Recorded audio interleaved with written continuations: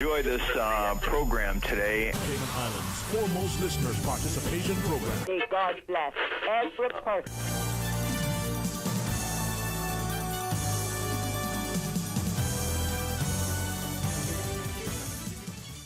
Talk Today is brought to you by Subway, open 24 hours in Countryside, Anderson Square in Georgetown. Hey, good afternoon and welcome. I'm hoping and praying that your weekend was one that was restful. Hopefully you feel well resourced and hopefully you were respected and aimed to be respectable. Well, there's going to be some open line, like a few changes in our schedule today, but that means that on Monday we get a chance to talk to each other. You speak, I listen, let's engage, let's interact, let's exchange. Hey, stay tuned for Talk Today. Talk Today is brought to you by Subway, open 24 hours in Countryside, Anderson Square in Georgetown, and Centennial Towers in West Bay. And by the Ministry of District Administration, Tourism and Transport. Explore your history, explore your land, explore your sister islands. MedLab in Smith Road Plaza, your complete medical laboratory solution. Call 949-7331. Talk Today is proudly brought to you by Pirates Fest 2022. Stay in the know. Get the full event lineup at piratesfestcayman.com. And Savannah Pharmacy in Countryside Shopping Village. Convenient opening hours, including Sundays and holidays. Radio Cayman's Talk Today, the Cayman Islands foremost listeners participation program. We ask our listeners to avoid statements or comments which are abusive, derogatory, malicious, or defamatory. Do not use any indecent language or make any statement which is false or misleading. Email talktoday@candw.ky or call 1-800-534-8255. Courtesy of Flow. Cayman's #1 network that connects you to your world like never before. Let your voice be heard. Once again, here's your host, Sterling Dwayne Ebanks.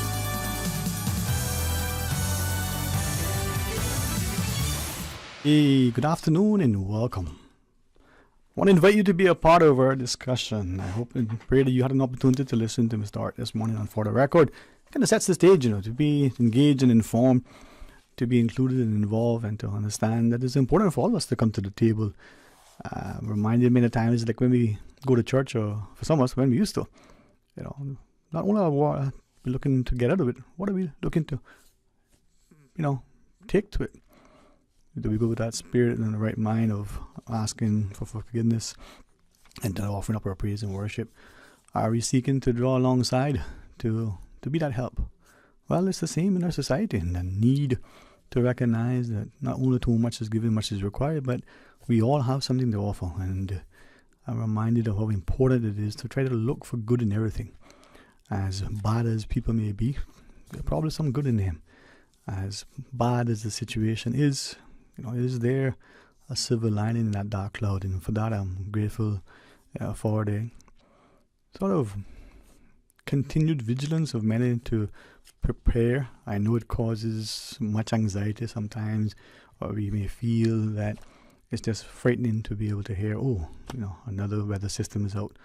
But I'm eternally grateful for the continued prayers and petitions for me anyway. And if you think it's trivial and you're thinking, oh boy, that's something wrong, well, call and tell me. You might be right. You might be able to defend your position. You might actually be, surprised that your view and perspective is somewhat changed, for the better. I say that to share and ask that you not only continue to pray for that, but pray for those who may be in harm's way because of the inclement weather that seem to face in, our friends and family in the region, not just here on island. So, with that, I would share with you that maybe because of the sinful nature, why prayer is so important, or it may be recognition that life is short, and it isn't when they say live each day as it's last, that you go out and party and extract the next door as much as you can, but it's about contributing, but enjoying and being gracious and grateful. 949-837, 1-800-534-8255. We always told, that the greatest exercise of power is restraint. How many of us appreciate that and try to deliberately conscious to practice it? As a parent, do we say to our children, well, you can do this because I said so? Well, is it a way that even though it's a good thing, and it would be to the child's or the children's collective benefit, is it a way for us to say to them, the reason why as a parent we want you to do this or not do this, or the reason why we're trying to get you there is because of this? Sometimes it's the realization that we're trying to, vicariously live through our children. We're recognizing that missed opportunity that we had, wish we had listened to our parents, now want to ensure that our children listen to us. It may be because, that thing that child does, whether it's the academic or artistic or athletic pursuit, would bring us pride. Look at my daughter, she's an airline pilot. Look at her, she's an engineer. Look at her, man, she's a plumber. Or look at my son, and that would be great joy to any parent. But is it what the child wants? Not just the acceptance and acknowledgement that they're doing these great things. I say that to share, to ask of you in particular, with what is facing us all, are we drawing alongside? Well, it isn't that the world is necessarily this wonderful place without a fear, that all our freedoms are to be enjoyed, and that it's this place where there's equal opportunity and access. I'm reminded increasingly that, as someone said just again, there's equity and then there's equal, and they're different. What do you think? Are they the one and the same? Are they different? And if so, in what way? Well, draw alongside and help me to learn from your experience and your expertise. 949-8037, 1-800-534-8255, or WhatsApp 925-3261, and share your thought. It is one thing to have the gift of gab, it's another to be an attentive, engaged, active listener. We would often tell our children, and that's why God gave us 2 ears and 1 mouth. We should listen twice as much as we talk. But do we actually apply that to ourselves as adults? Not only when we're listening to our children, or to our spouses, or to our siblings, or to our co-workers, but just listening in general. And are we listening to respond, or are we listening to understand? That may sound naive, and it probably is. It may be a noble endeavor. No one realize, how, innocent and, in a sense, naive it is. But we can't improve unless we try. 949-8037, 1-800-534-8255. Today, for some, they're looking forward to the fete and festivities that may transpire as they don their mask and enjoy, whatever sort of unfolds. For others, it's not that it's a hallowed thing, but a hollowed thing. And for others, they, like me, may struggle. Why all year round, from the dental professionals, you go to your hygienist and she reminds you how important it is, like the dentist, as she tells you, hey, you got to look after what you eat so that you don't, create issues, for your oral health. But on one day, as parents and as a society, we can consume as much sweet as we want, that we don't need anymore for the rest of the year. But all year round, we say, well, don't eat too much candy, it'll make you fat, it'll give you diabetes, it'll rot in your teeth.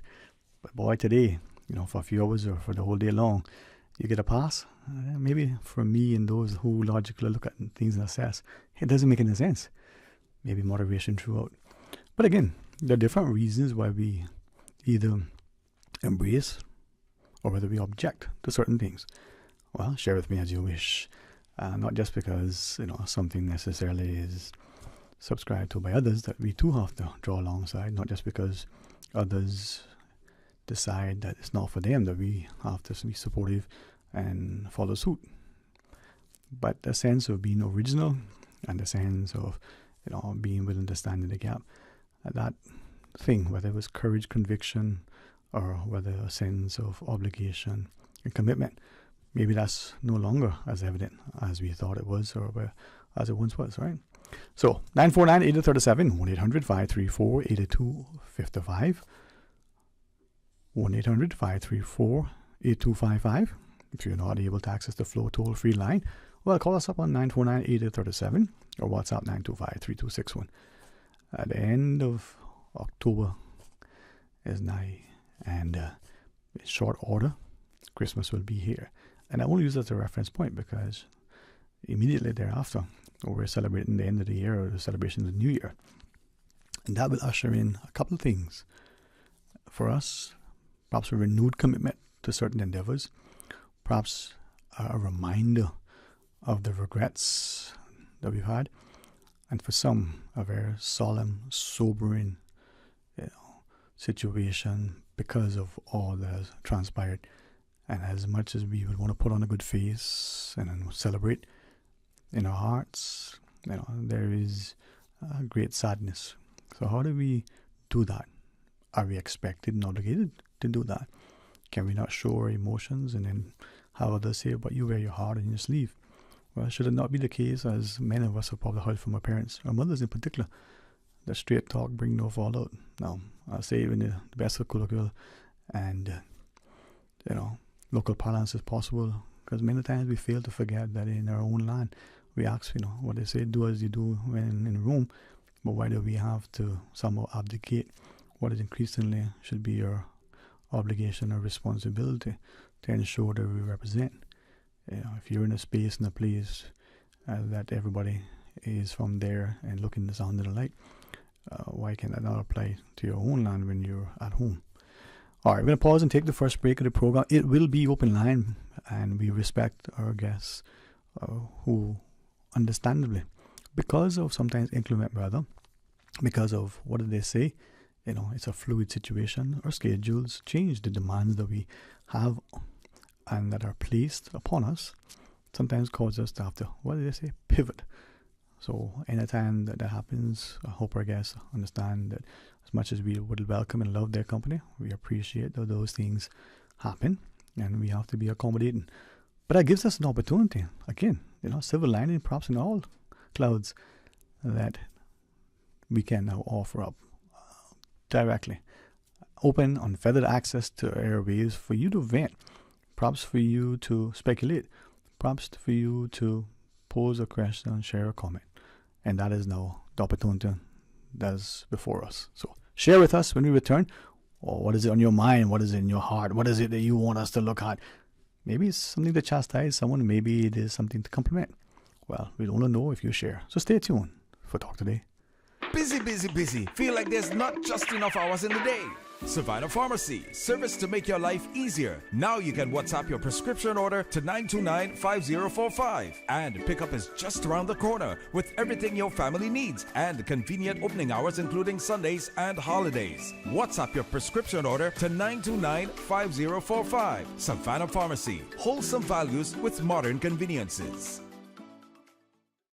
And the whole island is one big, big party, party, party. Little Cayman, the 2022 Pirates Fest season starts with you. November 4th through the 6th with the official kickoff at McCoy's Sunset Bar, Friday the 4th, followed by the float parade. 3 p.m. on the 5th, starting from Southern Cross. Costume competition, fireworks show, and don't forget about the Pirates Party at the Hungry Iguana. You know them pirates like a little party, Little Cayman style. Little Cayman Pirates Fest, November 4th through the 6th.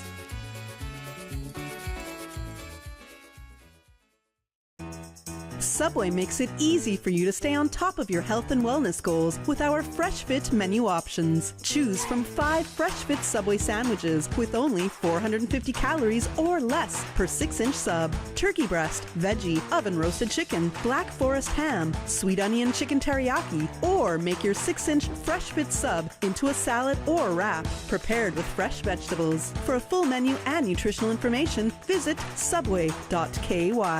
Subway, eat fresh. Wouldn't it have been grand if you had purchased land 30 years ago? It may not be 2020, but a perfect vision has never been more clear. Cayman Brac and Little Cayman, poised for growth with an eye on the future. Your land, your history, your future. Discover all that our sister islands have to offer. Come on out to the Cayman Seafood Fest and Health Fair. Come enjoy your favorites like crab, turtle, conch and shrimp with tasty side dishes.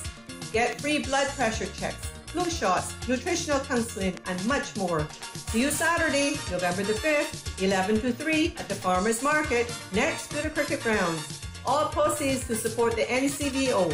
Brought to you by the Progressives, celebrating 20 years of service to the Cayman Islands. Talk today. But I do have some questions.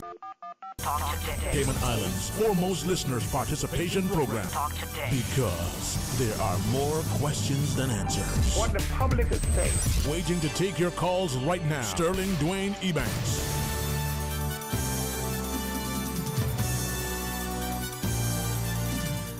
Good afternoon and welcome back. And thanks for sharing with us. It is open line and we have a caller. Let's go straight to our phones. Hey, welcome. Thanks for calling.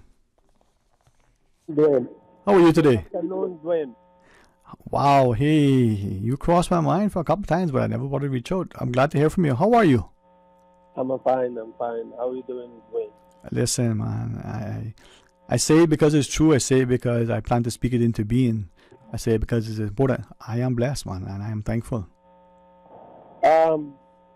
Dwayne, first I want to say publicly thank you to the Honorable Premier Wayne Banton for respecting the Constitution, respecting the laws, respecting the people of this country.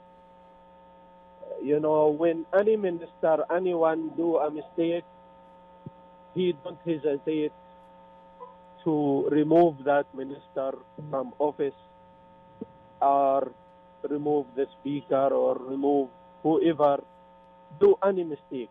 That's never happened in any government before. And that's well respected by the people of this country. I think Mr. Banton, one who did really show how much he respects the will of the people of this country.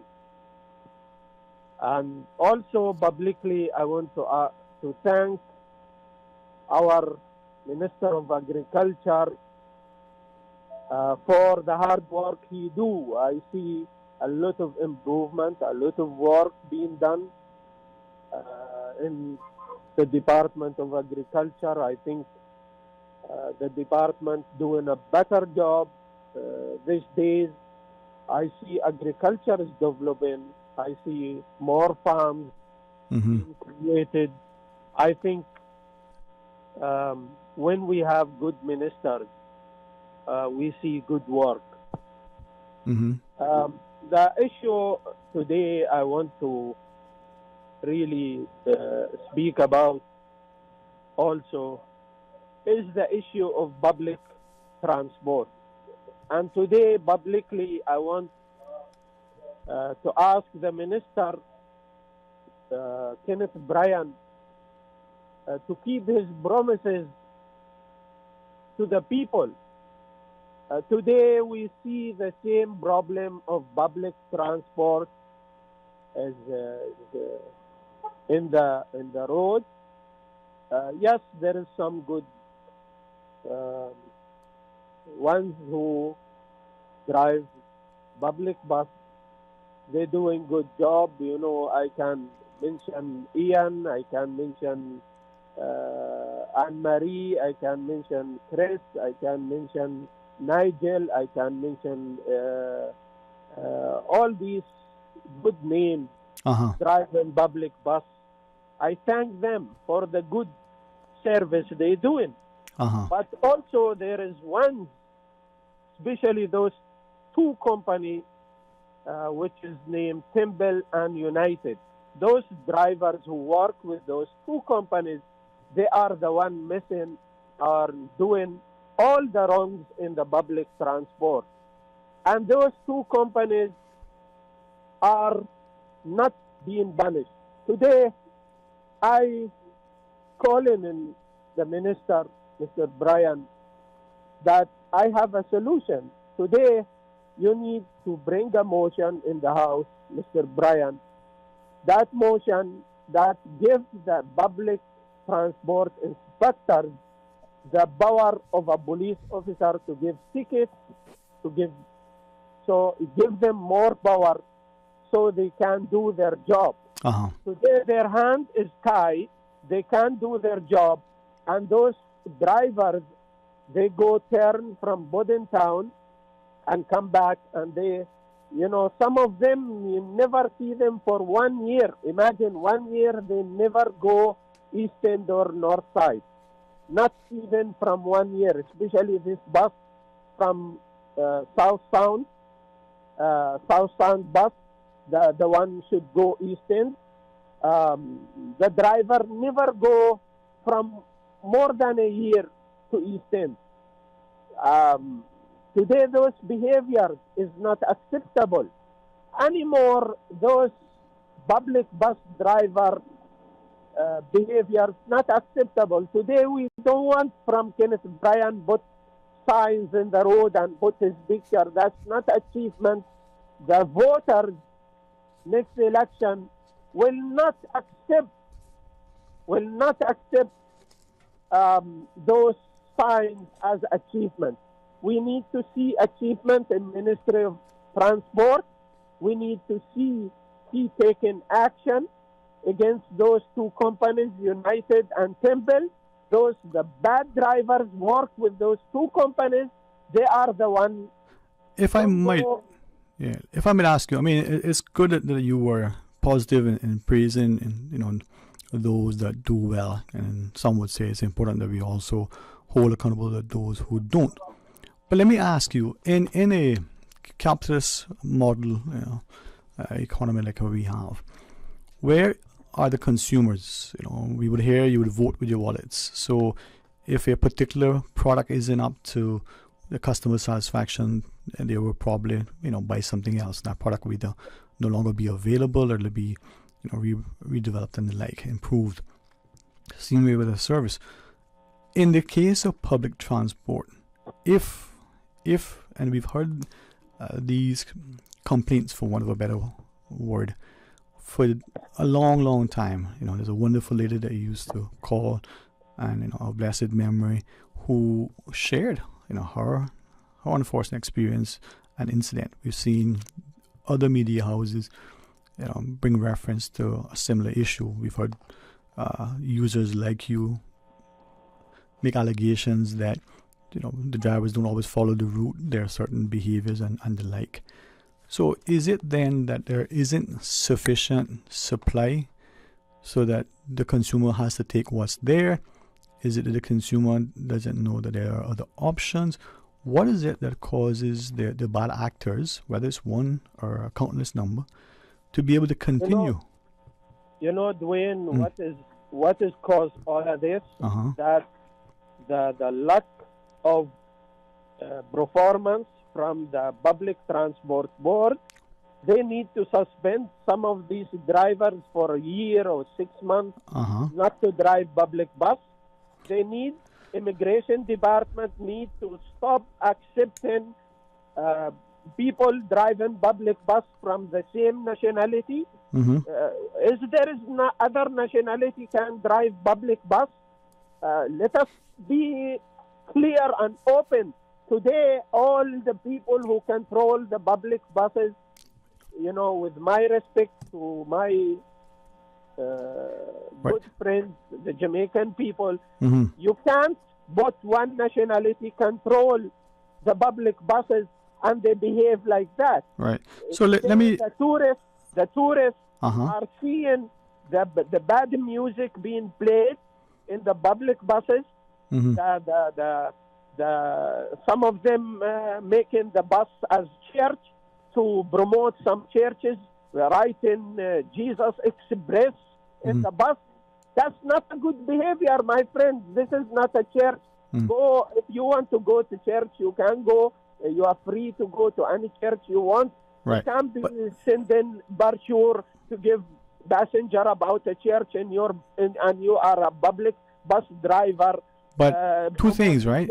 I hear your job. Yeah, I hear what you're saying, but two things. One, go back to when you said that perhaps the Honourable Minister needs to have the legislation, as you shared, amended so that the powers of a constable are extended to the inspectors within the public transport unit.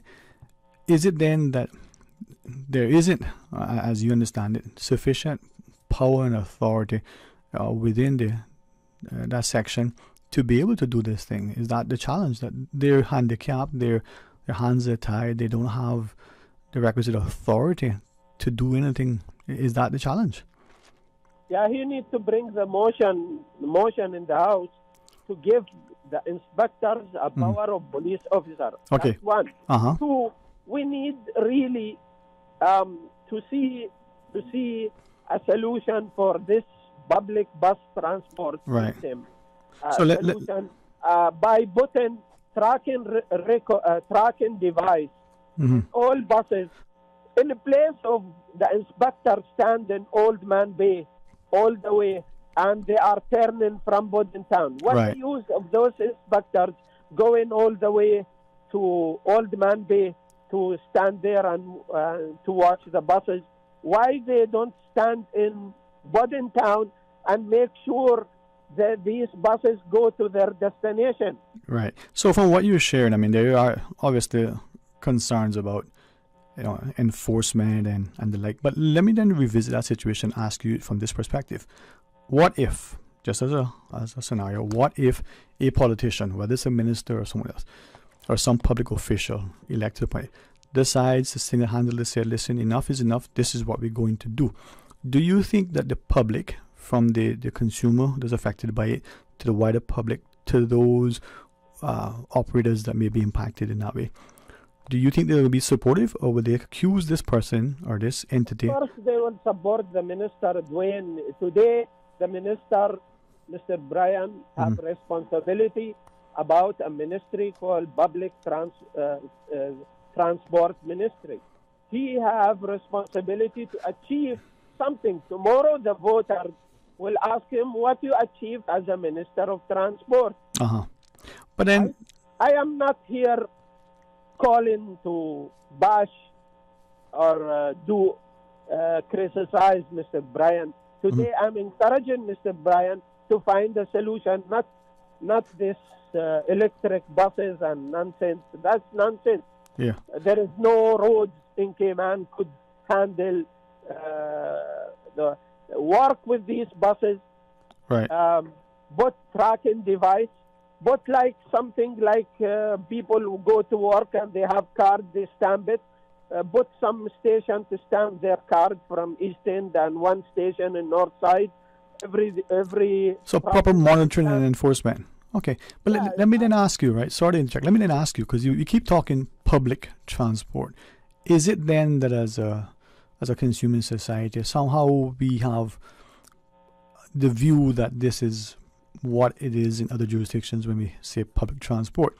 Or is it that we're not sure what we have and it's nothing more than private operators that are licensed as independent contractors to do their thing? There isn't any public transportation system that other jurisdictions have. Is that part of the challenge that we have? We have nothing more than private individuals operating, on a contracted basis. I think there is also a way that you open for companies to operate public buses, like efficient public buses, going from like Georgetown to East End, North Side to West Bay. New companies, competition, bring a competition. Then those people will start behave. Stop giving work permit to drivers from the same country. That is responsibility of the immigration department. I don't know how those sitting in the work permit board, they allow that to happen. Those responsible, those Caymanians sitting in the immigration work permit board, they allowing this to happen. The people sitting in the board of public transport, they allowing those drivers to misbehave. This is the responsibility of Kenneth Bryan to bring a solution. Or next election, I will be backing him about this. I promise him that. You know what? Thank you for being a public advocate. You've been consistent with, certainly the public transport issue, and others share similarly your perspective. But thank you very much. Thank you. You have a good day. You too. And with that, Mr. Fox, let's take the other call. Hey, welcome. Good afternoon. Thanks for calling. Hello, good afternoon. How are you? Very thankful and blessed. How about you? I don't know, because Caymanians are stupid first and dogs second. And then we ain't gonna understand in third. And then we so fool for that we invite people, and then we give them food to eat and a plate and a safe place to sleep. Run up and down the world calling themselves refugees and dying at sea. They come here on a good plane, and then still you're complaining with a stinking dirty attitude. Oh, but we do nothing about nothing, so people got to draw a conclusion. It's the only probable conclusion that they could draw, that each and every one of us is a bigger damn fool than the next. So what do we do about that? No, you don't want my solution. My solution would jail me right now without a trial. Because I don't always believe in due process. I think most times that's a waste of money. Okay. So I'm not going to get bogged down in that, but I'm just knowing that we're stupid first, dog second. He ain't got no understanding. He ain't got no pride. We're a conquered breed. Bye. All right, thank you for that, and I hope people hear directly what was said, but also the inferences, and above all, the loving kindness and respect, despite how you may have heard it, and the concern that the caller has shared for the continued stability and prosperity of the country. Let's pause and take a break. Perhaps during it, I reflect on a conversation that I've had recently, and I've been asked to share, and quite honestly, I'm not quite sure how. So let me try it. Stay tuned for Talk Today. When you're craving something big, something tasty that gives you that lip-smacking satisfaction, something that hits the spot, there is nothing better than a footlong from Subway. It's pretty tasty. Filling and full of flavor. Try our new sweet onion steak teriyaki with a twist. Or the classic chicken teriyaki. Top it with green pepper, onions, cheese, and that sweet onion teriyaki sauce, all piled on your favorite artisanal bread. Satisfy that craving with a footlong from Subway. Fresh, delicious, tasty, meaty. Let's make it a meal with a drink, chips, and cookies. There is nothing better than a footlong from Subway. A caring and community spirit, cherished family and cultural values. These are some of the things that still embodies the Caymanian way of life in the Eastern Districts today. Savannah Pharmacy, your neighborhood pharmacy, located in Countryside Shopping Village, is delighted to offer products and services of real value. Whether it's catering to your family's medical needs or carrying apparel, gifts, and beauty products, Savannah Pharmacy provides you with more than just prescriptions. Remember, they're always just around the corner with everything your family needs and convenient opening hours, including Sundays and holidays. Savannah Pharmacy. For more information, call 946-3336. Pirates Fest. A little bit of old, a little bit of new. The evolution of Cayman's Pirates. A little bit of fun for everyone. Grand Cayman festivities from November 10th through the 20th. 10 days, 33 events. From happy hour parties, cardboard boat races, the Trial of the Pirates, float parade, national song competition, pooch parades, races, fireworks. So many fireworks. Pirates Fest is here. 33 events, 10 days, November 10th through the 20th. Stay in the know. Get the full event lineup at piratesfestcayman.com. Pirate fire raging through Church Street, bright and little Cayman.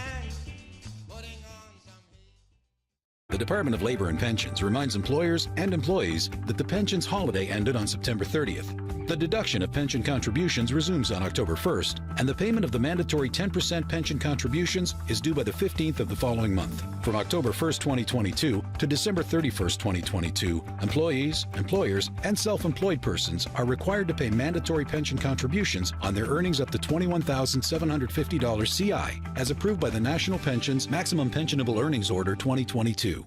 Talk today. But I do have some questions. Talk today. Cayman Islands' foremost listeners participation program. Talk today. Because there are more questions than answers. What the public is saying. Waiting to take your calls right now. Sterling Dwayne Ebanks.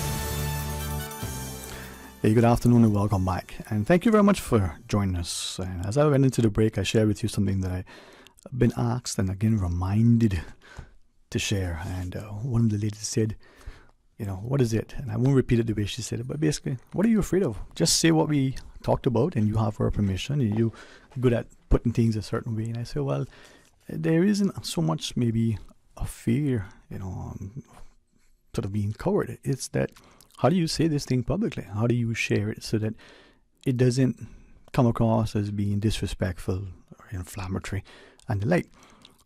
But would you not come on the show and talk? Oh, no, because of this, that. And those reasons are the reasons why there's hesitation and reticence. So here goes. And I want to invite you to not just listen attentively, but call in and share your perspective. It doesn't mean that you agree, but through participation and dialogue, maybe we get to a place that I think all of us want to be. A society that is safe and stable, economically, politically, socially harmonious. A place where we are mindful that even though this was a separate discussion of a comment that was made, that there's equity and then there's being equal. And it's not the same. Now, you can look it up and it's not semantics.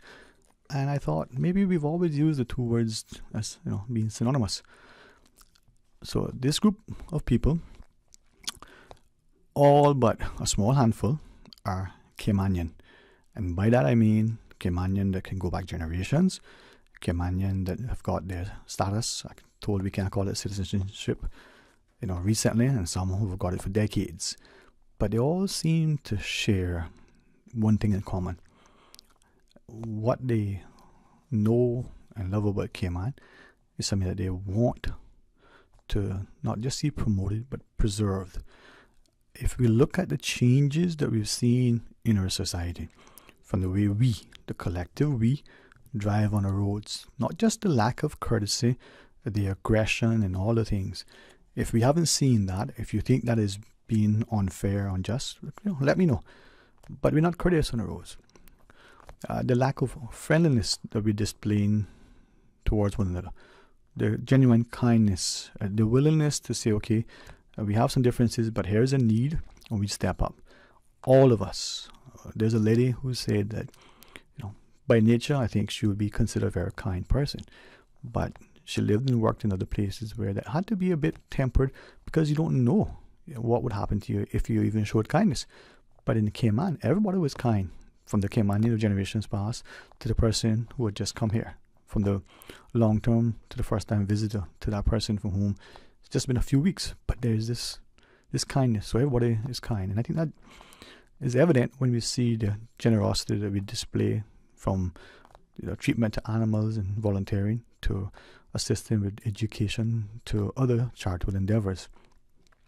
But there is a very glaring thing that is evident, and we all seem to know it, but we are fearful because we don't want to be perceived as being anti or racist or prejudiced or this or that is negative. So how do we talk about that? Well, let's take this call. Hey, good afternoon and welcome. Thanks for calling. Hello, Mr. Sterling. How you doing? Not bad. How are you? I'm doing great over here in Nebraska. Everybody should move here. Well, no, not everybody. Sorry, we don't need nobody but rockers over here right now. Anyways. Well, thanks for the invitation. You come visit. We'll give you visits if that. Okay, I appreciate that. Thank you. Anyways, I just wanted to say, I was a little upset to hear Mr. McKeever on the radio this morning at OC saying that his shop had been broken into again. And he still hasn't gotten any kind of resolution to the previous break-in. Uh-huh. And he also gave indication of, I guess, I wouldn't even say it's assumption, but, basically what he's suspected as who's doing this. And I'm a bit concerned about that because what he said was people from Grand Cayman are coming up here to work on the road, cleanup crew, Uh-huh. and he suspects that some of those individuals are the parties to, that are doing break-ins up here. And I would hope that is not the case because the road cleanup crew up here don't need to be tarnished by anyone coming over here doing anything that's criminal and, involving them in it. Because they all most of them live and work up here, and this is their only income, and it wouldn't be good to see that happening. So I basically want to ask today if that is the case, if there are people being transferred up here to Kimmerak to work on the cleanup crew for whatever reason, because Sterling, several years ago before I moved home, I had done research on this and found out that what I had suspected was true, was that people that were being assisted in Grand Cayman by, back then it was called Social Services. It hadn't changed its name, to where it is now. I think it's NAU. That were given assistance with housing and different things. They were being and needed jobs. They were being moved to the BRAC. They were being sent over here to put in housing over here and get them into some kind of work over here. And I'm wondering if that is still taking place, and if the people they're doing it through are those that have a questionable character.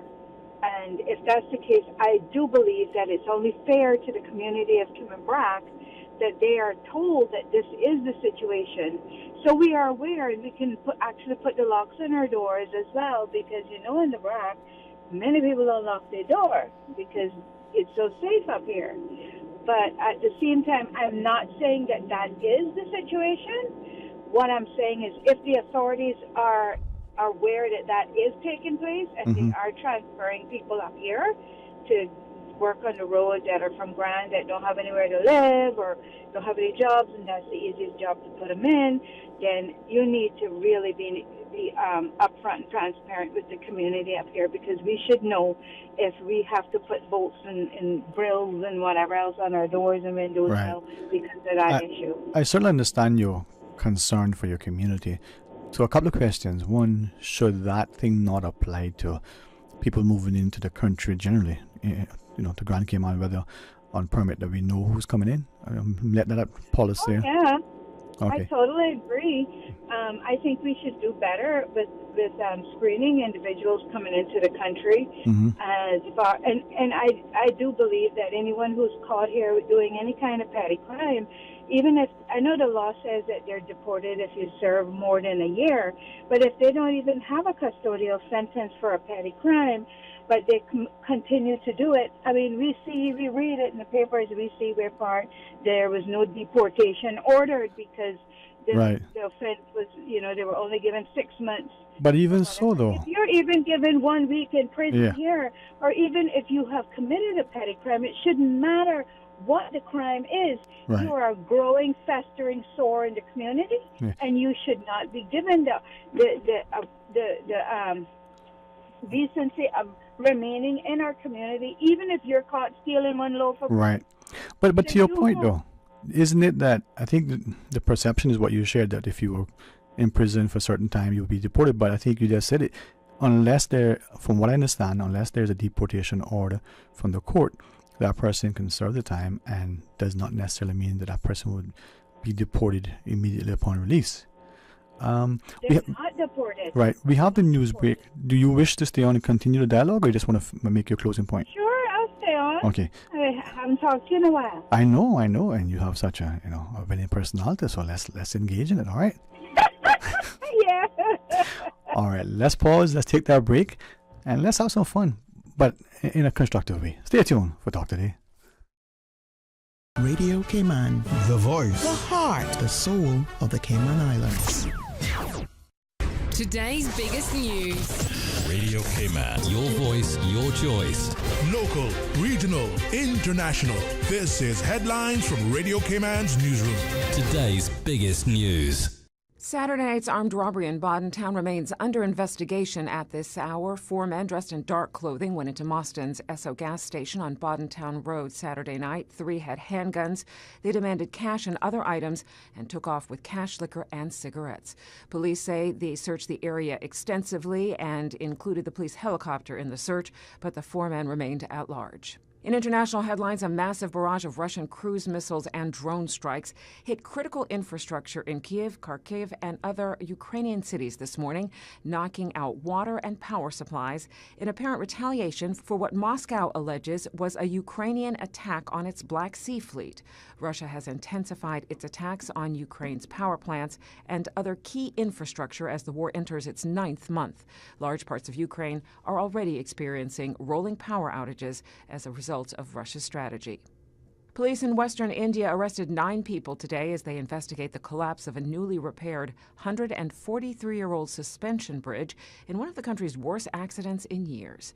The collapse Sunday evening in Gujarat state plunged hundreds of people into a river, killing at least 134. Those are your latest headlines. I'm April Cummings. For the latest in news and information, follow Radio Cayman on social media, Facebook, Instagram, Twitter. Download the Radio Cayman app or log on to our website, radiocayman.gov.ky. Radio Cayman is pleased to feature this special Sister Islands historical vignette, brought to you by the Ministry of Tourism and Transport. Explore your history, explore your land, explore your Sister Islands.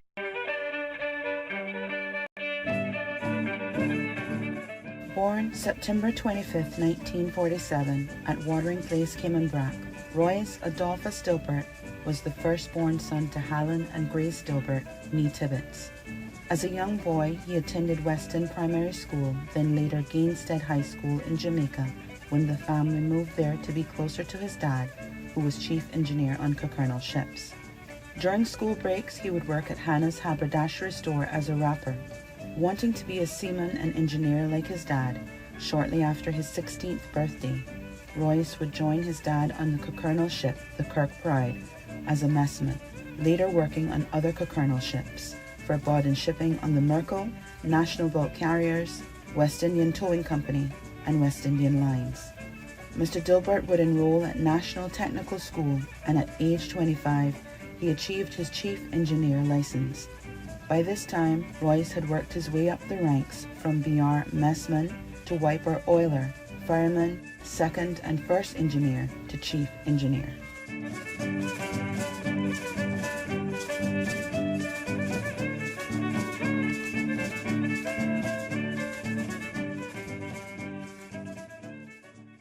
Radio Cayman is pleased to feature this special Sister Islands historical vignette, brought to you by the Ministry of Tourism and Transport. Explore your history, explore your land, explore your Sister Islands. Explore your history, explore your land, explore your Sister Islands, the ultimate staycation experience. Your culture, your freedom, the land that time forgot isn't gone. It's your Sister Islands. Discover all that our Sister Islands have to offer. Talk today. But I do have some questions. Talk today. Cayman Islands' foremost listeners participation program. Talk today. Because there are more questions than answers. What the public is saying. Waiting to take your calls right now. Sterling Dwayne Ebanks.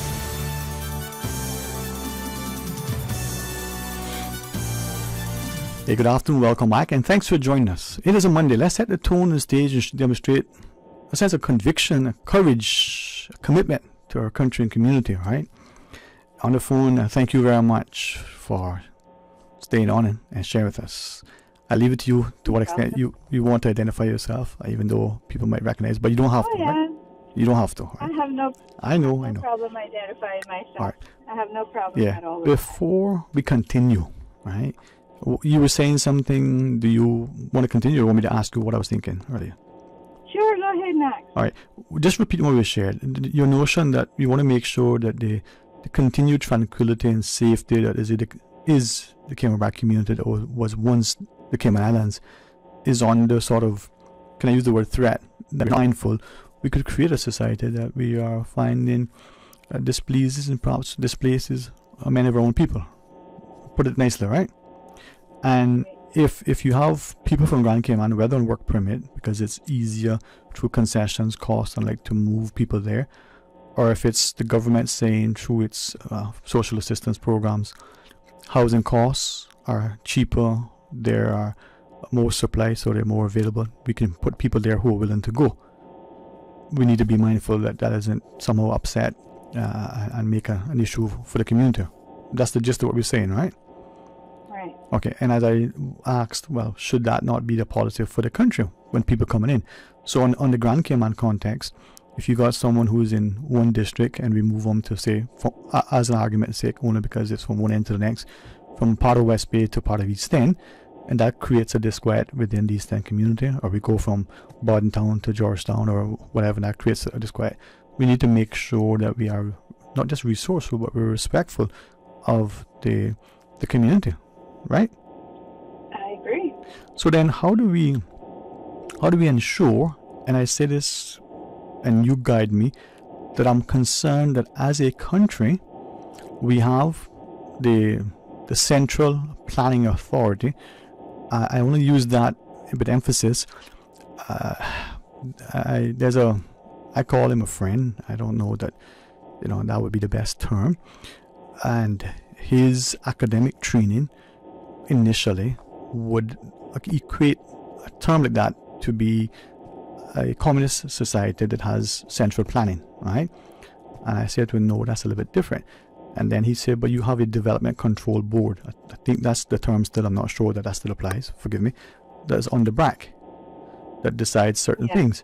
And he's saying, but you have one country, two things. He seems to, again, this is a foreign national who looks at things, I guess, from the academic perspective by his admission.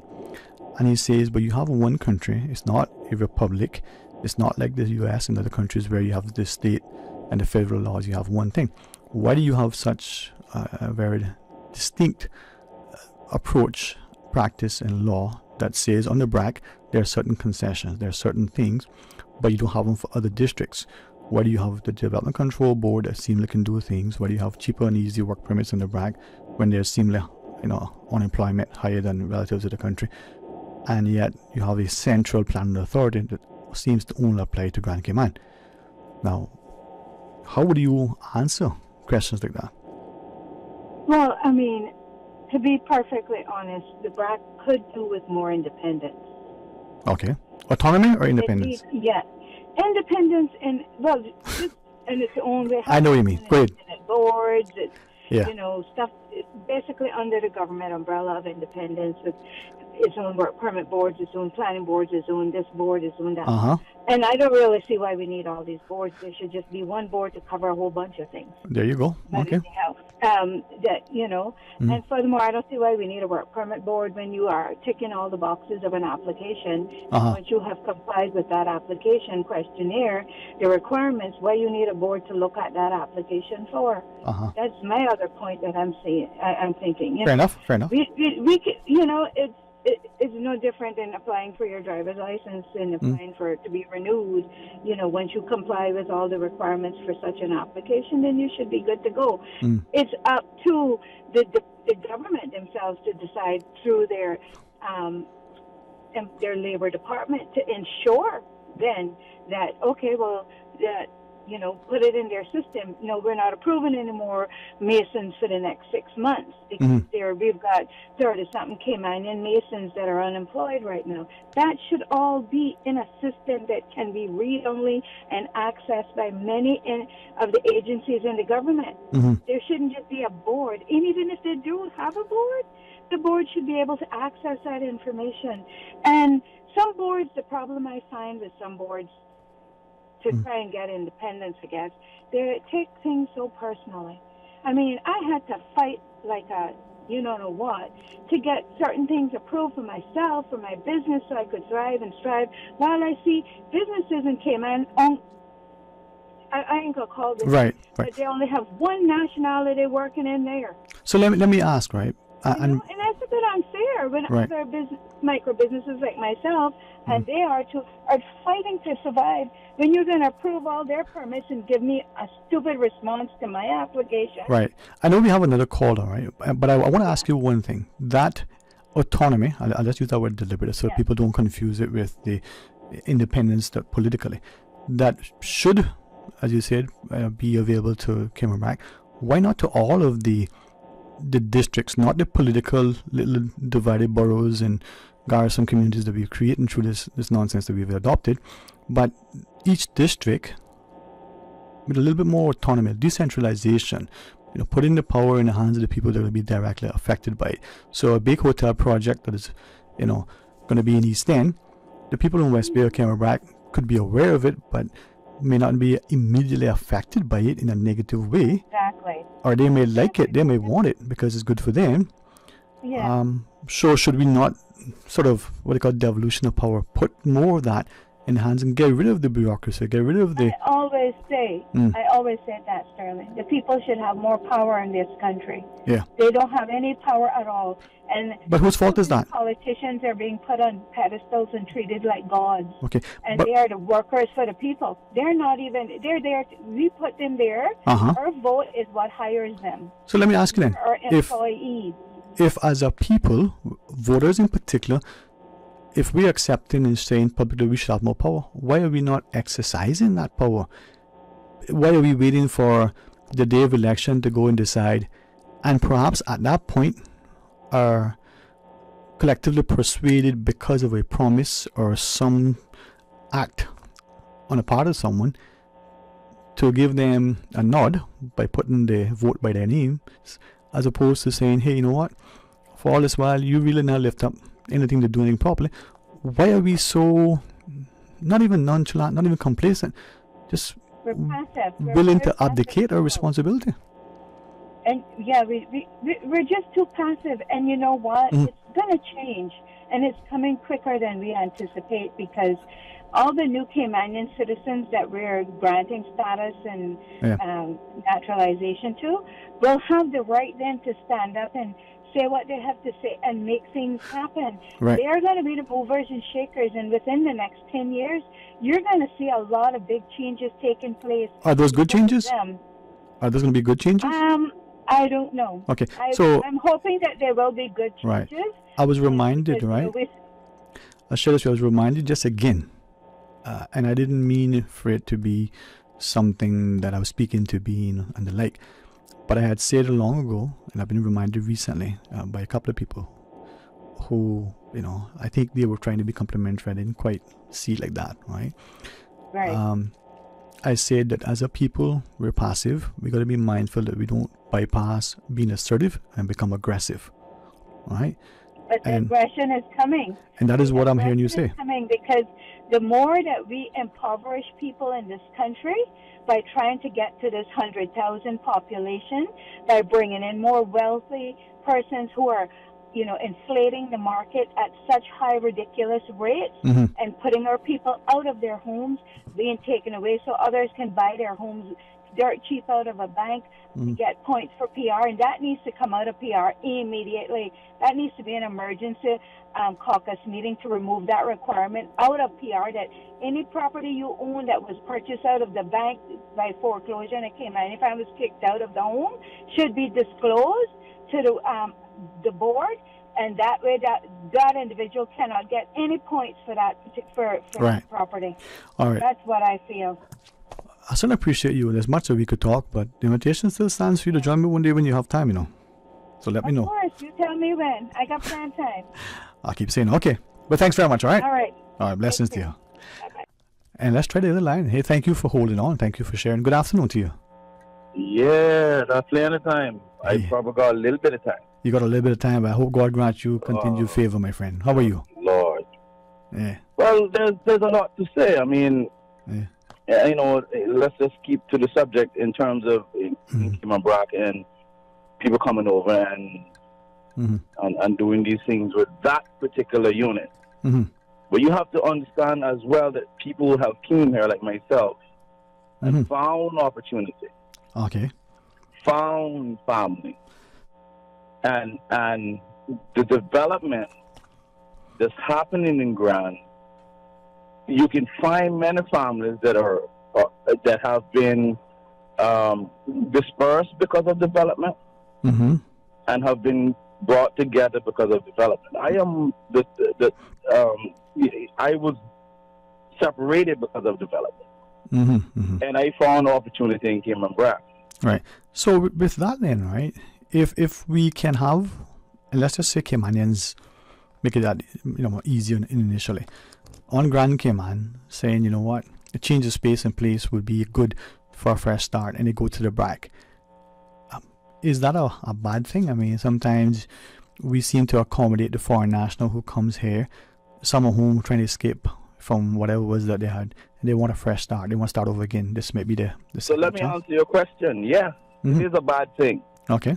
Because we are growing and we are realizing what has happened in Grand. Okay. We have realized that we have invited people, and that's the niceness about us. Right. That's the kindness about us. Okay. Hey, come on. But at the same time, our people can't afford to live and buy, even though the government has passed some initiatives for Caymanians to have homes between $200,000 and $400,000 valued homes. You can get some government guarantees with these things now. So we have to compete with people far out of our range. Right. And I mean, okay, this has been passed, but who's saying this? So then, it's me. Right. So if we are cognizant of some of the missteps, let's just put it that way, on Grand Cayman, and mindful not to make the same ones on the BRAC and Little Cayman, how can we set about it to ensure that we learn from our mistakes? Okay. Hear me now, Sterling. Please give me as much time as you gave the other caller. The time is yours, my friend. The time is yours. Okay, right. So we can, but you have to understand that Cayman Brac is a different creature from Grand Cayman. Okay. Now, like I told you, I came from Grand and I live here now. And it's like, I came from Grand and I see the overdevelopment. I see the positioning for certain people to live in our society. And then the deep positioning for people who can't afford it. So some of us are looking at Cayman Brac and saying, this is probably a better chance than trying to do this in Grand Cayman. Okay. It's not like people are trying to come take your things, come take your friends, come take all of this. It's like maybe we're seeing the overdevelopment. And we want to even caution you and be like, you may not want to be like us if you want to come from that perspective. Okay. So with that then, right? And I think if I'm hearing you correctly, I think most people would say, okay, it's laudable that we want to make sure that we provide for our people, but we do it in a way that, what's the word we talk about? Sustainable and respectful and so on. So is it then that the concerns that we're expressing isn't only for those who are moving from Grand Cayman, the Caymanians in particular? Is it then that the investor, and let's put the qualifier before it, the foreign investor, they come into the BRAC and they're going to say, I'm going to do this, this, and this, whatever that is, right? They provide employment, money in the government's coffers. It's going to be, a boon to the economy. Is the BRAC willing to say, wait a minute, we don't want a third story building, given what the Deputy Premier just announced the other day for Grand Cayman? We don't want nothing more than this. Is the BRAC willing to say that to all, or only to the people who are Caymanian coming from Grand Cayman? I think you have to have a bias, Sterling. Okay. I am telling you this now. We have to have a bias towards our people. Because that's what Cayman Protection Board was about. It was about protecting us. And at some point we have to say, we don't want this because we saw this happening here. Okay. And you can't be like, oh, we're trying to be separate from you. But I'm saying to you, well, look what happened to our older sister in Grand Cayman. But then again, why don't we give opportunities to our people here in Cayman Brac? So hear this now. If you bring the opportunity, whatever opportunity you say, it's a 10-story building, it's a condo, it's a resort. They're going to bring their people. The government makes money from permits. It's a given. It's given. And so the people on the BRAC, I find that they have a little more wisdom. And you might say, well, why are they doing this? They're looking at Grand and saying, well, look what you guys did. So are you convinced then that the Cayman Brac community, the voters specifically, because we are the ones as voters who seemingly elect the politicians, who become the policymakers, who make and amend laws, are you saying that the voters, the resident population on the BRAC, whether it's a foreign investor, whether it's a development, whether it's a person that's relocating, they're willing to say, listen, this is what we want, this is not what we want, and we don't want the same mistakes on Grand to happen on the BRAC? Is that what you're saying? It's tricky. Because we can only answer to what they send to us from Grand Cayman. I mean, if they want the 10-story building, it's like we only have 2 representatives that can stand up against 17. Math correct? Yeah. So I mean, so it's Sterling. we kind of gonna make a stand, but the stand comes in a precarious way. Well, what does it say? If you don't stand for something, you fall for anything, right? Okay, that's my thing. Yeah, and no, I don't want you to go without feeling that you have anything else. I got a lot more to say, but when you're ready, there were 3 points, but okay. You want to say more, or you want to leave another time? Another time? In terms of 100,000 people, right? It can be achieved, but it can't be my government that's leading it and saying that, well, guys, you should be almost like how the Indians are in America. So when you hear Republicans and the different Democrats talking in America now, and they're talking about they have immigrated there, well, why don't you speak about the people who were always there? And so my issue is, we are the always there, becoming the outnumbered by our government. And I mean, how do I look at my premier and say, can we find another way? Because premier makes money from every permit that's stopped, and every permit that's stopped is a person that's going to be able to become a Caymanian citizen. The voter bloc is going to change, and we're going to be the minority once again. Somebody has to be seeing this, and I'm probably the fool among all these smart people. You got probably more wisdom than you give yourself credit for. Thank you very much, man. Blessings to you. All right, let's take the other caller. Thank you too for calling and for waiting. Good afternoon to you. Yes, calling twice just because I'm so nice. Hey, listen. Sometimes, it's only better the second time around. But they say third time's a charm, so. Yeah, I want to say to that Bracker that just called and the one that called before him, on a fight on a little spot, on a sit down and a see it happen to Cayman, and it's not going to take that long to wipe one out from the Bracker. And I like exactly what both of them had to say, but in particular sounds like a little young person, the gentleman that just hung up. And a fight for it, and on a call names and do whatever and God do, that is on his, don't make nobody come in and push on up in a corner, like how all Caymanians here in Cayman is in as what they call it, grand, is up in one corner and better stay and shut their mouth on the fight. But thank you for that.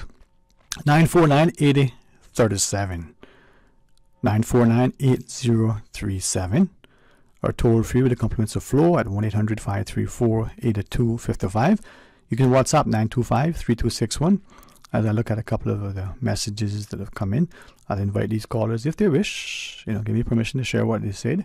But accept the invitation. Call and share your thought. This one, be mindful, because if you ever seen what this person has written before, you probably say, oh, that's so and so. Well, not always. But they're sharing that, I can relate to what people are saying. And it is this person's perspective that when you speak out, you're victimized. When you ask permission, you're intimidated and you become fearful.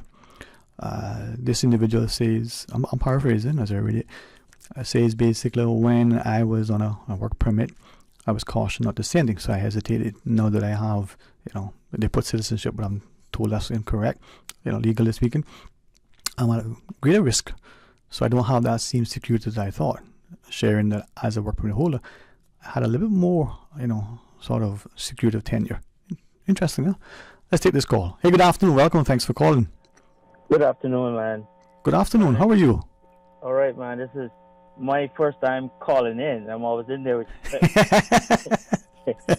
I remember the last time I called in, I think it was back in 2008 or something like that. Wow. Anyway, I just want to put something out there, because I like the conversation, and I like sorry, first of all, good evening. Sorry. No, man, you said it, man. Good afternoon to you, man. Just kind of excited with this whole thing here. Yeah, man. What they're stating, and I just want to ask the gentleman and the lady, right? I went up there. I love Cayman Brac. I love Little Cayman. I spent like 2 different instances up there by myself, taking photos, going through the place. I think they have an amazing culture there, like what we used to have, and a whole bit of what Cayman was. But I want to ask them this part. Mm-hmm. You know, I think that Cayman Brac has more of an infrastructure than the Cayman Islands has. I went up on the Brac, I went up on the Bluff, and I see all of these roads, right? Mm-hmm. All of these roads going everywhere and anywhere, right? And yes, there is some development up there, but it isn't all developed right now. So my point is, because it seems like they don't want much more people coming there. So if these roads are being built, who have built them? Definitely the government, right? Okay? Mm-hmm. What are they building them for? They have to be building them to encourage development. Mm-hmm. And further to that, I am personally aware that there's so much people that's invested in the Brac. If the Cayman Brac people was to really know, they do their research, they'd probably be surprised. Mm-hmm. And they would probably be amazed, because if those people start living there, it would probably then become a real case of overpopulation.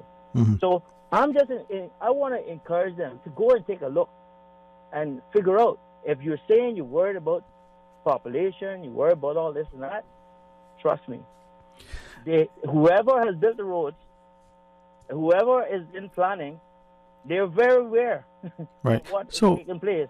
Right? So I want them to tell me, what do you think the roads are for? What do you think all of those subdivisions are for? So is it then that there is, if I'm hearing you correctly, and I'm just sort of projecting a sense here, the physical infrastructure is there? It's there. Okay, so is there something that is perceived to be absent? It may be absent, but we don't quite sure what it is, that is causing that sort of move of Caymanians from the Brac to other places? Is it that we are trying to get what we believe everybody else has, and not content and value what we do have? No, I think that what has happened, I really don't get that what you're stating there. Okay, what I think is happening is that there's a move for development in the Brac, and I think it's done because the roads and all this stuff, infrastructure, has been paying a lot of people, and a lot of people are employed, like she said, on the roads and all that, building the roads. Right. I mean, this is the first premise to this whole conversation. Right. That road people from Cayman are going up there, right? Right. So think about, why are the roads being built? Think right. about it. I telling you, they have great roads. So they have great infrastructure on the Bluff. I hearken to a discussion I had, and this is sometimes when it's good to be able to step back and look at something. Sometimes you need to look through the lens of someone else. So a number of people, some of whom are now Caymanians, some of whom are just long-term, visitors and the like, and they have all shared on separate occasions, sometimes together, that in the Cayman Islands, and I guess specifically almost by inference Grand Cayman, we as Caymanians and those who've been here for a long time have taken for granted what is here, the safety, the security, the opportunity, and we don't seem to value nor appreciate, my words, what is really a gem. And because people who know what it's like to live other places, from the traffic to the crime to all of the other things, we don't seem to understand that we're actually taking for granted what we have here. As an example, someone who used to live and work on Grand Cayman was noticeably absent for a while, and sometime later discovered the person now is living and working on the Brac. The comment was, Grand Cayman had become a big city, the hustle and the bustle. Alright? This is a foreign national who was in Grand Cayman, working for the longest of times, loved the place, great person, but needed to escape because what was once that thing that made Grand Cayman so attractive can now only be found on the Brac. So we've seen the people who are from Grand Cayman relocating to the Brac to escape, to find that peace, that tranquility, that solitude, that sense of community. Yes, I mean, I totally understand that. Mm-hmm. Totally understand that. But my point here is that I don't think they have to worry about the number of Caymanians that don't go there, in my opinion. Right. I think they have to worry about the infrastructure that's built and that it's going to be there. It's there to satisfy something more than that number of people going there. Right. And how much properties have already been sold that probably not Cayman, you know. Right. Right. So I'm just saying to them, right, I feel how they feel because I live in East End. I see the development going there. I'm not against anyone developing there or nothing like that, but I do see that it's not a lot of people that I know that's buying the properties and developing it. And there could be a lot of things, you know, ill effects of development. We don't know, right? Like what they're having now.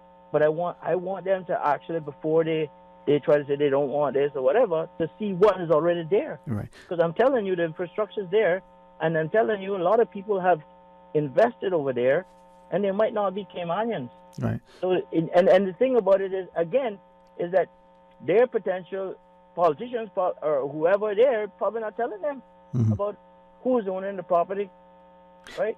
I might get a backlash on this, but I'm being honest with them to take a look. It's dialogue. It's dialogue. Try to really assess the situation, because this is not going to slow down. I'm almost certain whatever they're experiencing now is not going to slow down for the BRAC. All right. Hey, appreciate you sharing that. Anything else you want to share?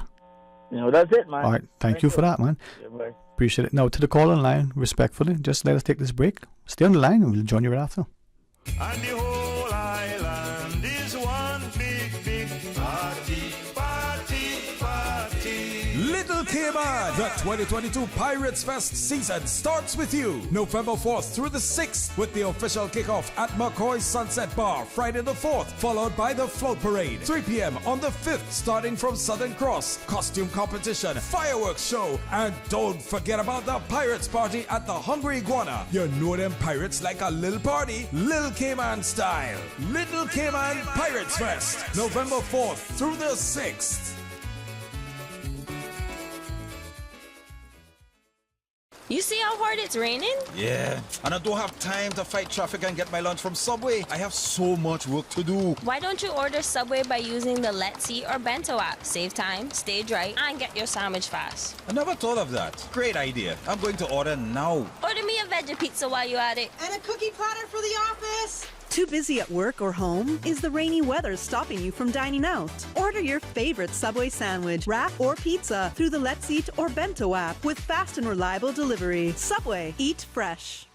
Did you know that ValueMed Pharmacy has a free online prescription service? Managing your health and medical requirements has never been easier with ValueMed. Simply visit value-medpharmacy.com. That's VALU-medpharmacy.com and click the Refill Prescriptions tab on our website. Fill in the information for new prescriptions or refills and choose your preferred pickup location. ValueMed on Walkers Road or Boddentown. Then bring in your original prescription from your doctor when picking up.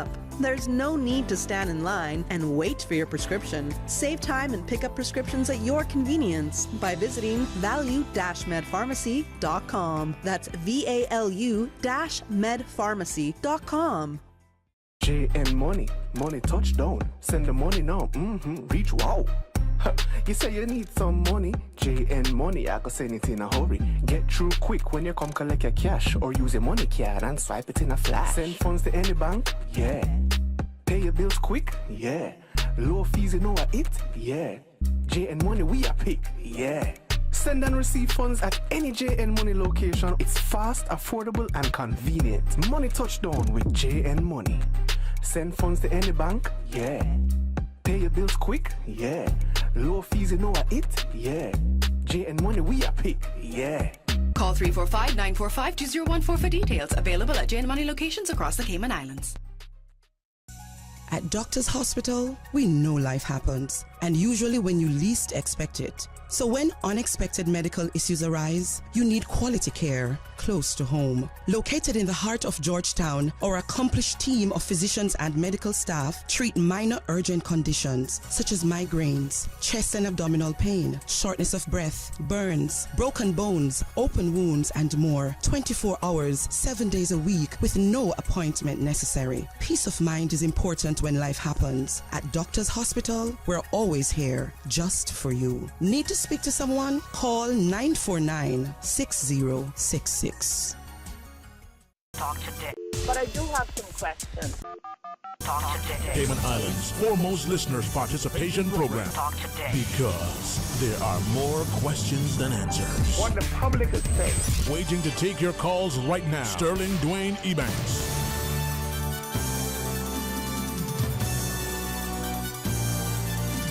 Hey, good afternoon. Welcome back. It is open line. We encourage, actually, want to ensure that you have the opportunity. So it's 949-8037 or toll free at 1-800-534-8255 with the compliments of Flo. Let's go to the phones. Hey, welcome. Thanks for sharing with us. Good afternoon to you. Hello. How are you today? Evening, Dwayne. How are you doing, brother? Man, listen, if I didn't think that I would cause you offense, I say good afternoon, Mr. Elected Member. How are you, sir? Oh, kind of keyed up, Anyhow, yeah. This is the fourth time I'm like a stove been broken into. Wow. I got I can get down to the basics. The gentleman that just called before me, right? I know we see the infrastructure here, and we know development is coming. Mm-hmm. Some of the older people they don't want it. The older people. And look, I'm 64, so I'm a gray head now too, right? Mm. But a lot of the land that's buying up is buying up by foreigners. We know that. They're all different nationalities. But a lot of the land that I encourage, and I'm proud that I done that, because I ran for the election up here. Mm-hmm. I am encouraging young Caymanians from all over Grand Cayman to buy land, and they're doing that. And it makes me feel good. So we know that the place got open up, right? Mm-hmm. You got big businesses that are coming in. Once that gentleman opened up the marina there, and I hope the project goes through. Some don't want it, but hey, I would love it. I would love to see my friends come up in nice boats and they safe and enjoy the weekend or week, whatever. Or just come up into live, Mm-hmm. But the part is that I am talking about now. People in this Caymanians, listen to me. Start the UDP with Julie and them started this road through business to buy votes. I know the island needed cleaning, right? But it was a vote buying system. All you had to do, go there. If you work, you work. If you don't work, you don't work. You get paid. They bring in your water. They bring in your food. Everything. And it got in the grapevine that you can come up, Cayman, and Cayman Black, and just sign up and go into work.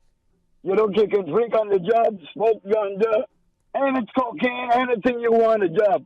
Mm-hmm. Nobody's doing it, nothing, not saying nothing there. And what is happened there, the genuine, hard-working Cayman Blackers that enjoy their little money, you understand? Mm-hmm. They are getting a salty name, a nasty name.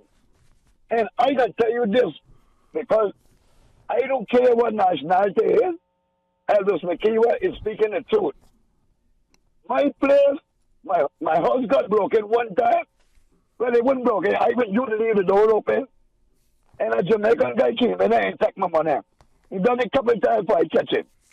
And I reported to the police, and nothing happened. Nothing. I know nothing would happen because, you know what they say? Oh, they're stealing Elvis drug money. Now what they say, they're stealing ganja money.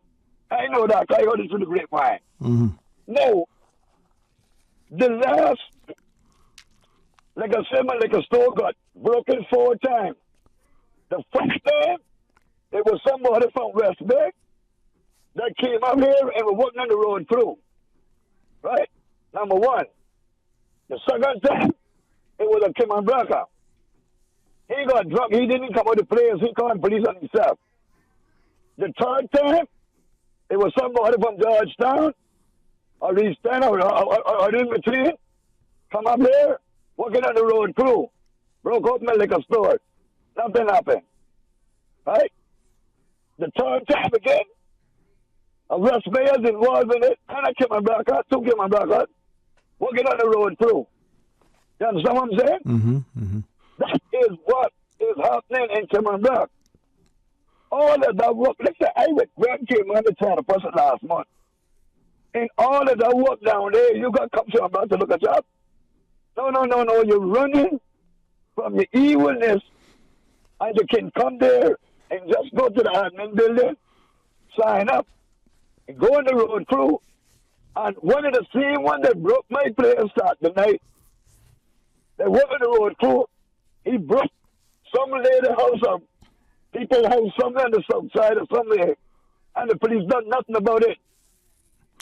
Because I heard that he got all the liquor that was firemen on the road, and I had to fly him out on the helicopter. I don't know, but that's one in the street. Mm-hmm. And it has to stop. That work should be for the Cayman Brackers that here, that need it. Mm-hmm. Cayman is booming. There's jobs countless. Stay and work there. Because you come here with no good intention. Listen, I love to see when the Caymanians come up here, I can reminisce with them. Mm-hmm. And some of the children that I don't know, that they introduce me to, that they say, you know, me and this man went to school together, you know yourself? Yeah, man. Love it. But not the renegades. They come here and terrorize Cayman Brack because you know what? They can get away with it because the police don't know nothing. Right. And the Cayman Brackers is too passive. So you're not going to clap them up, you see.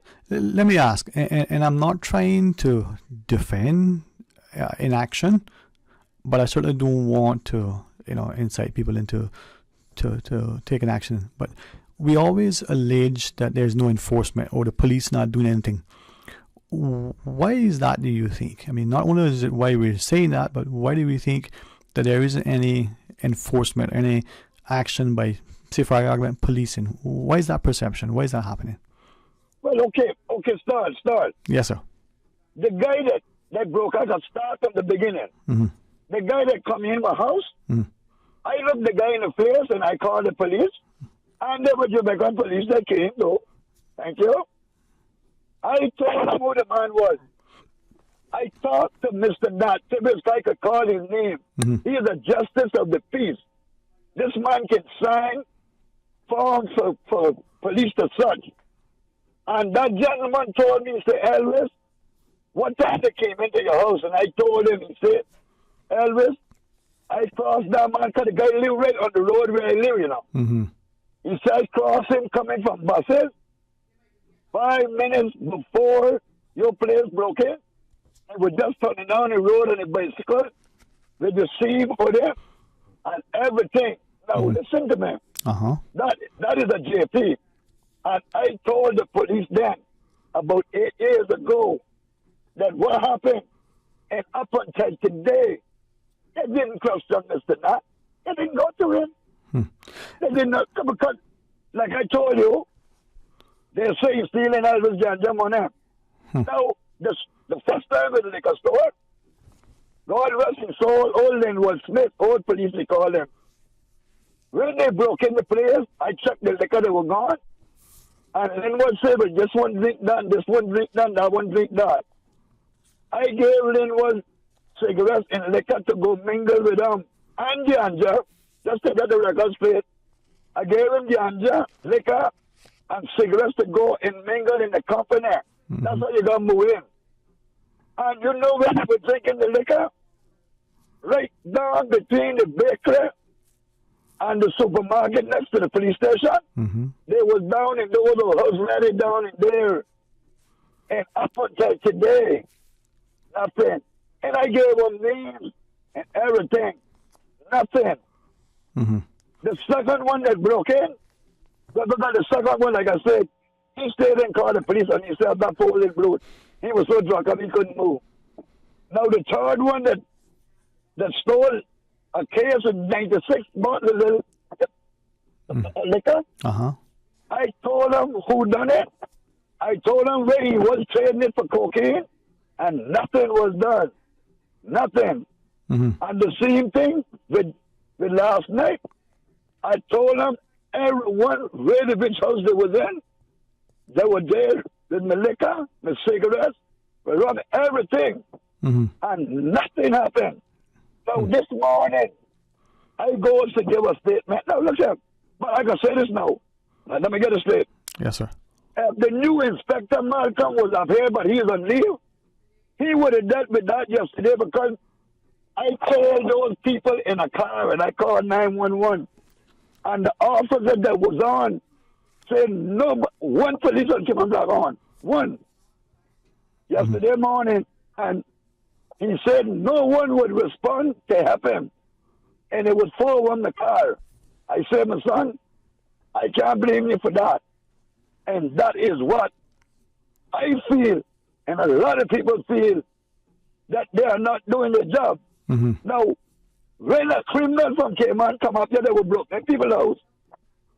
So that Inspector Bogle that I was planting ganja on the block, and he knew where it was, or he believed knew where it was. They round up a full force here, and they carry on the ganja weed. They could do that, but they can't protect the thing. And you know something? You know what hurt me? Last month, I paid $22,000 duties to the Cayman Island Custom Department. You think that when you work in paying that kind of duties that you would get little help, little recognition, little protection? Hey, let me tell you something, friend.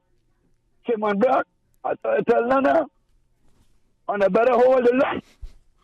Hold the light, because silence is like a cancer and it grows. And how, Steve, thank you for listening to me, because I really want my head out.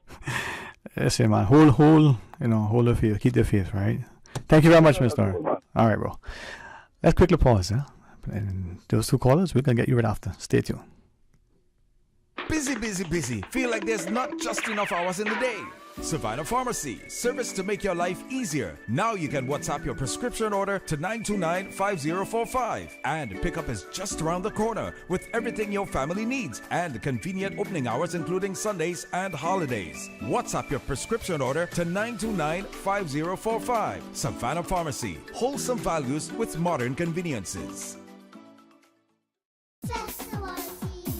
Pirates Fest. A little bit of old, a little bit of new. The evolution of Cayman's Pirates. A little bit of fun for everyone. Grand Cayman festivities from November 10th through the 20th. 10 days, 33 events. From happy hour parties, cardboard boat races, the Trial of the Pirates, float parade, national song competition, pooch parades, races, fireworks. So many fireworks. Pirates Fest is here. 33 events, 10 days, November 10th through the 20th. Stay in the know. Get the full event lineup at piratesfestcayman.com.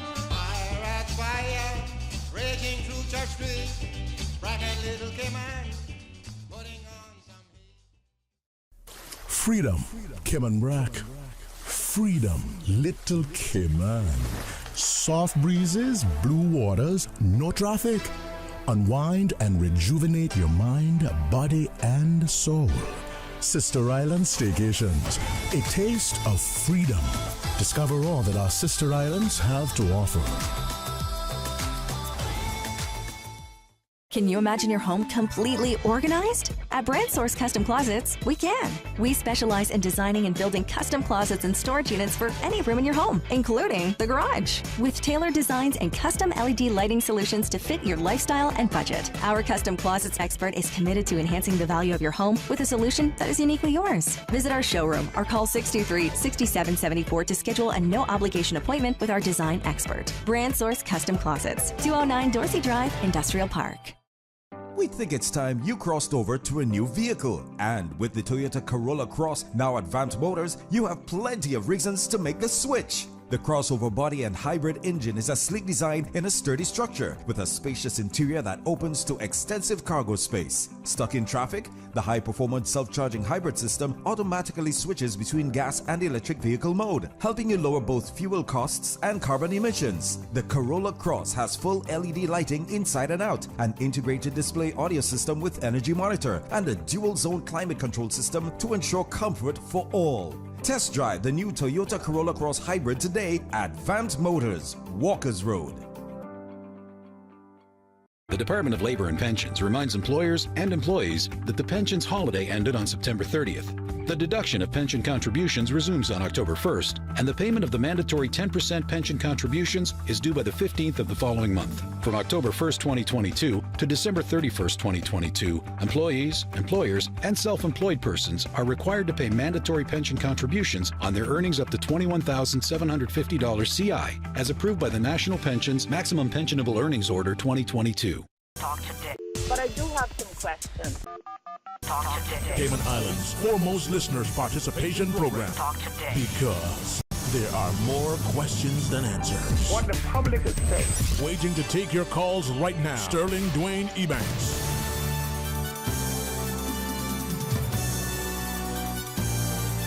Hey, good afternoon and welcome back, and thanks for joining us. We got calls in the queue and news at 2, so let's start with this next one. Good afternoon, thank you for sharing.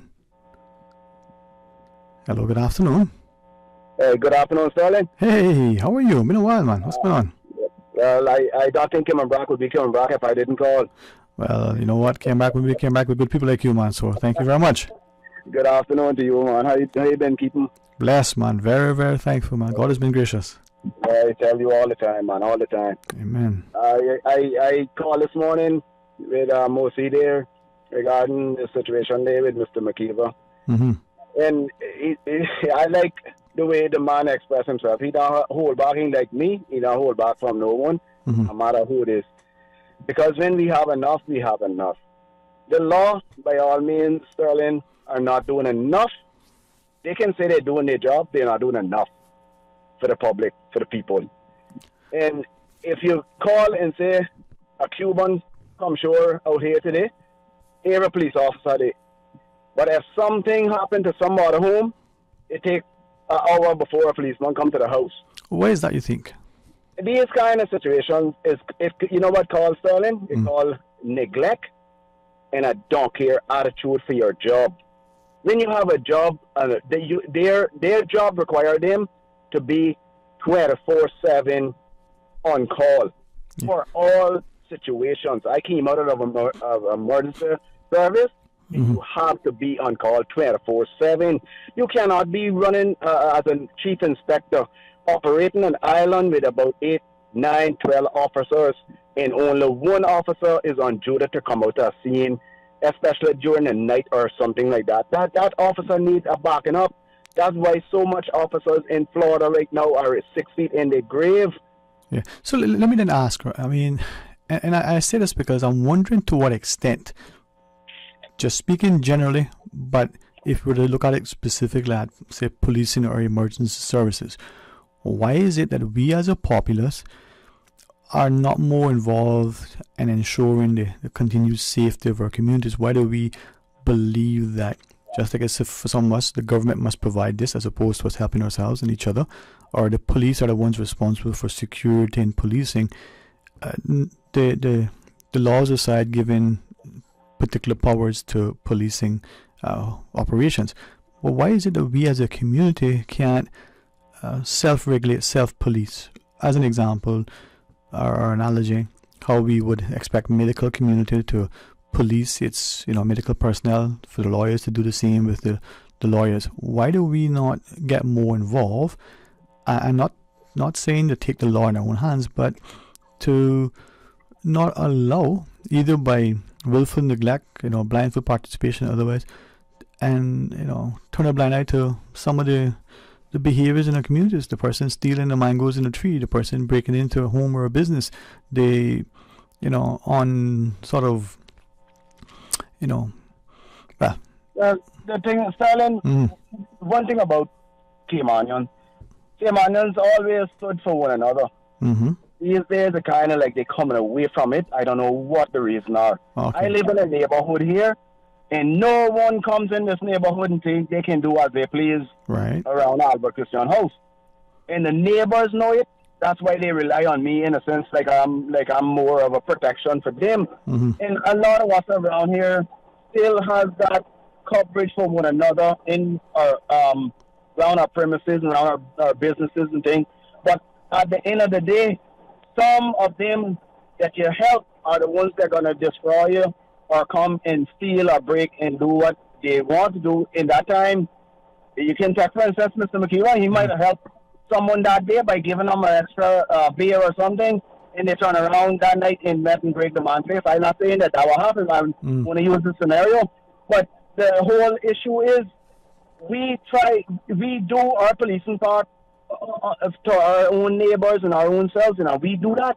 But then when the law comes down on us and say, oh, I don't have no right to do this, and I have to call us. If we have to sit down and wait and call the law, someone, by the time they reach us, most of the time, we either injured from or compromised with someone else, or we just took things into our hands with that, more or less, the one that we compromising with got probably be laying on the ground by the time the police come. And it's such a sad situation because law is something that's supposed to be, they're supposed to abide, and we're supposed to abide along with them. But it doesn't seem like they are willing to help the locals.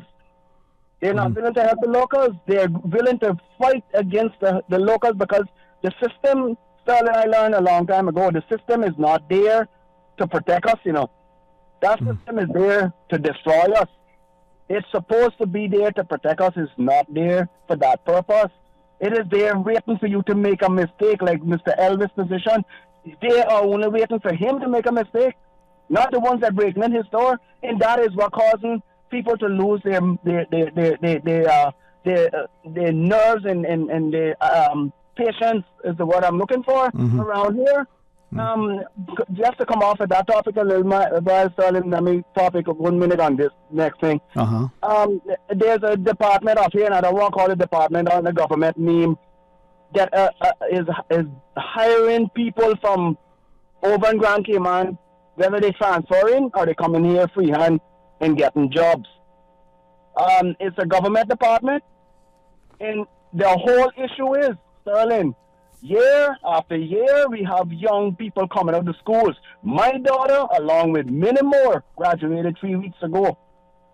Today, these spots that are supposed to be there, and I am so sick and tired of hearing the politicians in their meetings talk about jobs for Caymanians. Even though Grand Cayman people we are all Caymanians. I don't want to say we fighting against one another, tearing one another down, but what you have there, you already have a job there. Why come here and take something from our children? But today have to sit and wait now for another opportunity. Yeah. Most of the children going on is trying to get into colleges, and a lot of the kids saying no, they'd rather stay here and work. Yeah, but to your point, though. Sorry? Yeah, to your point, that comment we hear echoed here in Grand Cayman, where many are saying as the school leavers graduate from the schools on Grand Cayman, they come out of school, some high school, some even after university, and there's no employment prospects for them on Grand Cayman or on the BRAC. So if you're saying that the people on Grand Cayman are now also going to the BRAC and taking jobs that the school leavers in the BRAC, that is correct. We have it across the board and on the country. I mean, this is I'm not saying that it's not completely across the board. Right. But what I'm saying is we here are such a small community, and we have little to turn to. Yeah, it's magnified, huh? Yeah, exactly. We have little to turn to. Unlike Grand Cayman, they have a variety of options that they can choose from. Right. We don't have it here. Yeah. There is a message I'll read verbatim after the news break. But what I'm hearing you and many of the callers saying, and I keep asking the question, where are we, the populace, in particular the voters? I don't wish to disrespect the voter, but if we live in a democracy and as voters we go on a free and fair election, we cast our ballots, there have never been any allegations or widespread major allegations of any sort of fraud or corruption during the election process, in that we believe they're free and fair elections. The people who are elected, overwhelmingly, we participate in a very, very civil, respectful, fair way. Isn't it us, the voters, that are the ones responsible for what is transpiring? In a sense, Sterling, you can say responsible. We are responsible for what is happening, because we put those electors, those that there, we put them there. Right. And you know how we put them there? We, the people, Like what my father talk about, you fall for something, you fall for anything. All right. We let them fool us by telling us they got to do this and they got to do that. Yeah, man. I've been seeing politicians promise Kim and Brock for the last 25 years, and that promise has never came here yet. It has never reached here, and it will never reach here until they put the right people in power for Kim and Brock. Well, I hope that, you, like many of us, will not only talk, but will come together. And that's what we need. Yeah. All right, we've got a news to take. Anything quickly you want to share? No, sir. I'll come back to you another day. Thank you. The invitation is there, man. Thank you very much for that. All right, and sir, blessings to you. And to the caller, if you can, join us after the break. You are listening to Radio Cayman, the voice of the Cayman Islands. Today's biggest news. Radio Cayman, your voice, your choice. Local, regional, international. This is headlines from Radio Cayman's newsroom. Today's biggest news. NCB Cayman Limited has announced it's been granted a Category A banking license by the Cayman Islands Monetary Authority, CIMA, the body responsible for the regulation and supervision of the financial services industry in the islands. A Category A banking license means that NCBKY can now offer bespoke private banking services to high net worth residents of Cayman and local businesses for the first time.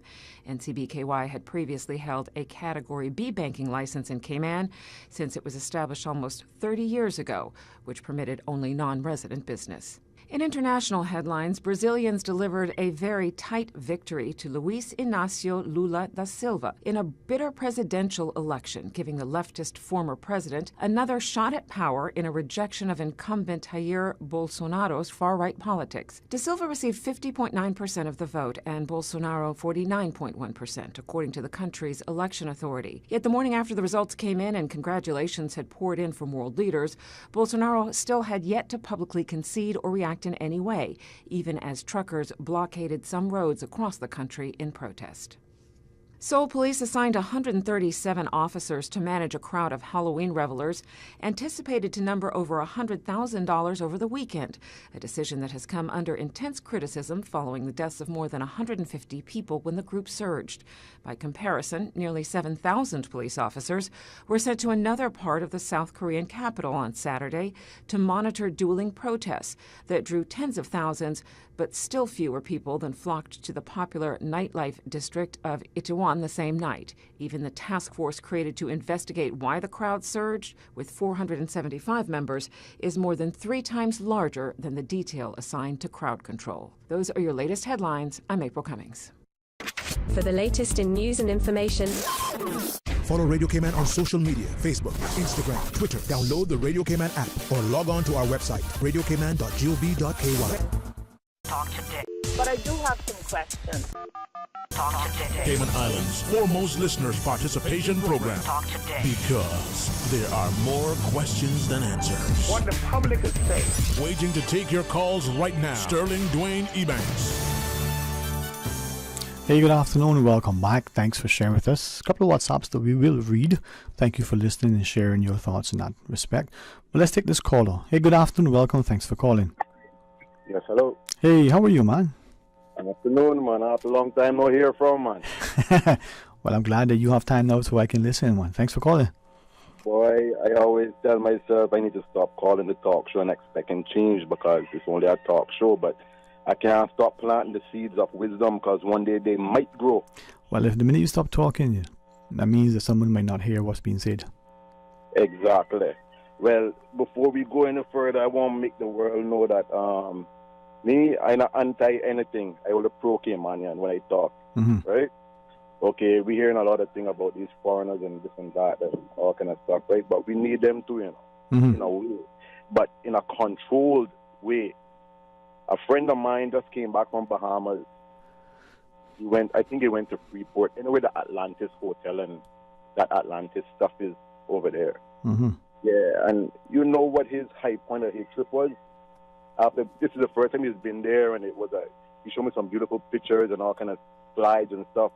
But the highlight that he gave me, or that everybody would think is a scenery or something he saw different, but the highlight of his trip was that from he got off the plane, went through customs, immigration, got a taxi, got him to his hotel, checked in, Batman, Batman, everybody he went through was local. All local. But then they have the population, right? I don't want to. You go ahead and talk, and I'll ask questions that are obvious. Well, they all locals. As I say, they all locals, and that show you say, well, the government is invested in the people, right? Like at least that's my say. But here, I tell them, say, there's a problem here, and it's from the school. Right. It's really from the school system because I was born here and everything.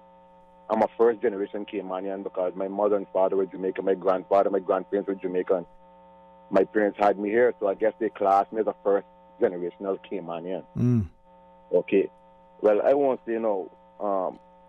I've been going to school here, got out of school and going out in my life.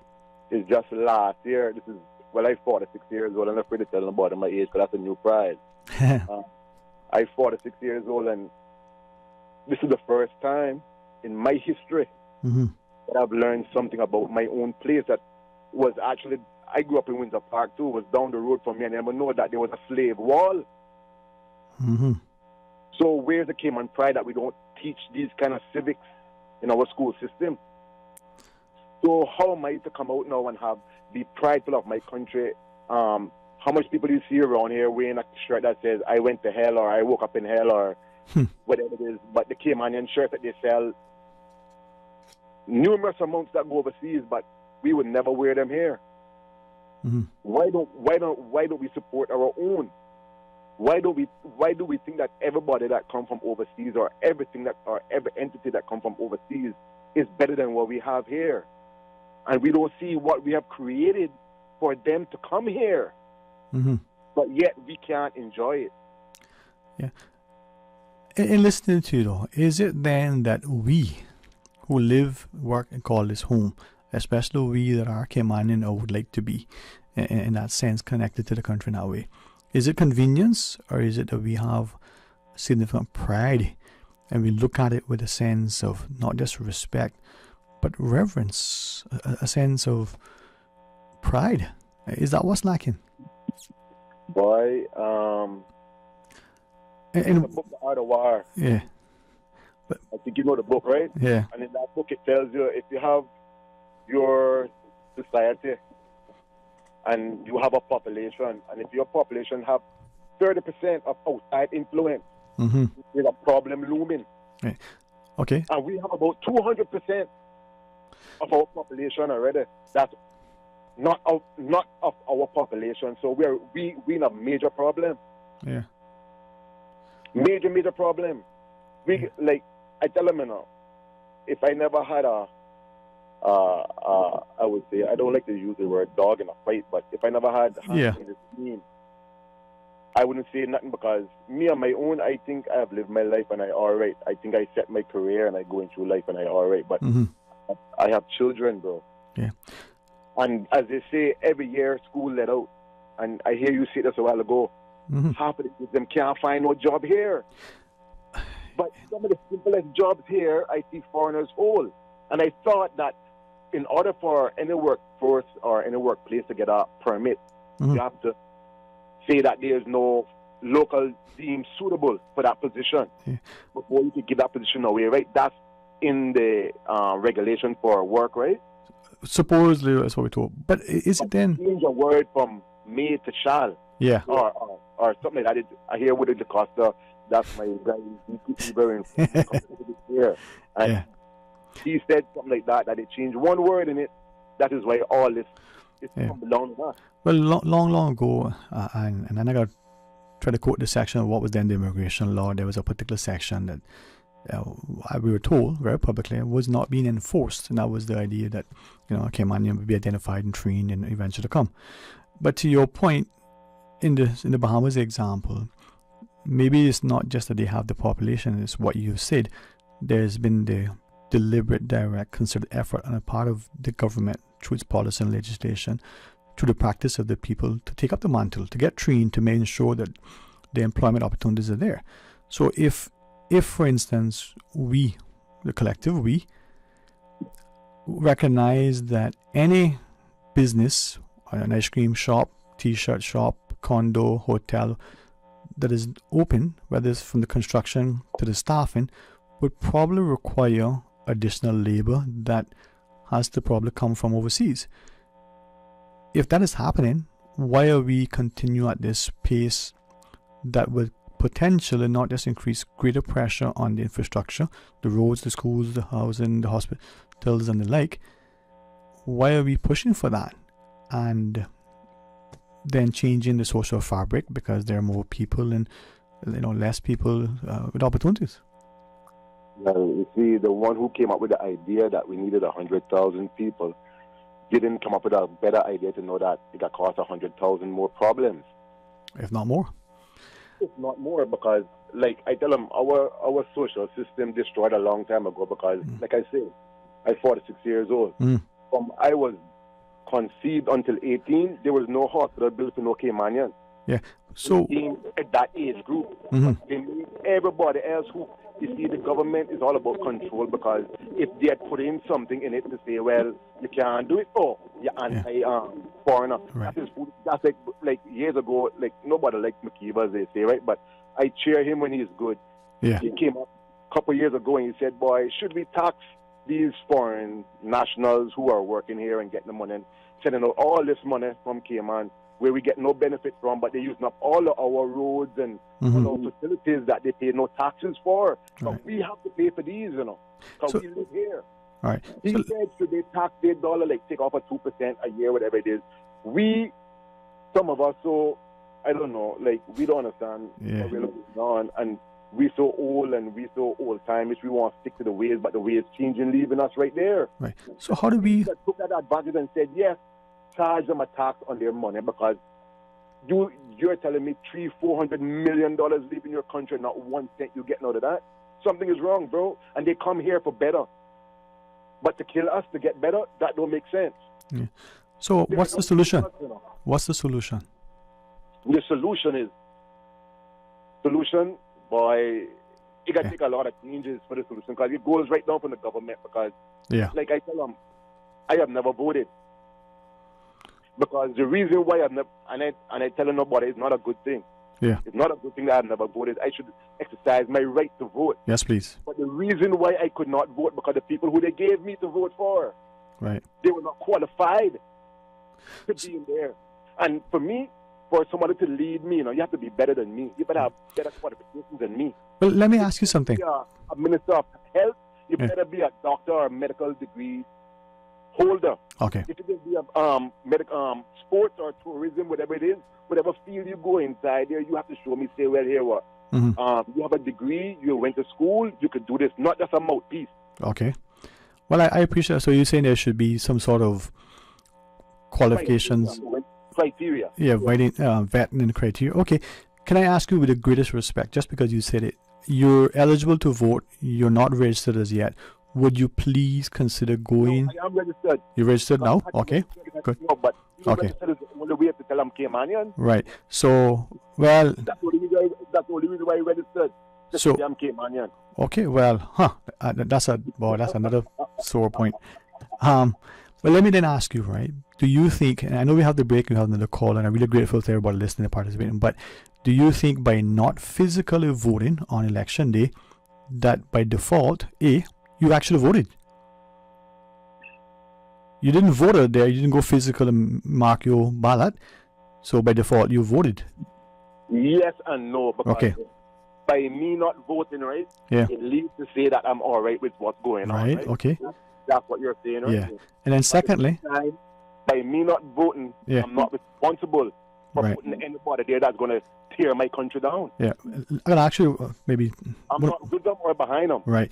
So then by not voting, do you think the populace, and in particular the elected members, that we put to the Honorable House, are now saying, hey, you didn't vote, you don't count, because... But being real and true, they don't even count themselves because I saw, anything that don't goes with Britain first, it's not a pass here. Okay. And anything they want to pass up on us, even if we say we don't want it, is going to happen. Right. So the man who I elect and I give him my voice to don't have a say. So why should I give my voice to him? Fair enough. He's not even educated enough to hold the position what he's doing. Yeah. So let me then ask you one last thing, right? This was given to me by someone I think is highly respected, but is also very, very, very respectful. The person said, in the form of a protest vote, on election day, let's say you got a choice between A and B, and you don't think either one meets what your personal criteria is, whatever that is, right? So you go to the ballot and you put one big X across it and you say, listen, this is what I think of it. Now, I'm not trying to say that to disrespect the process, but just to register your disapproval for whatever, akin to a passive protest like you would, sit in at the counters and the like.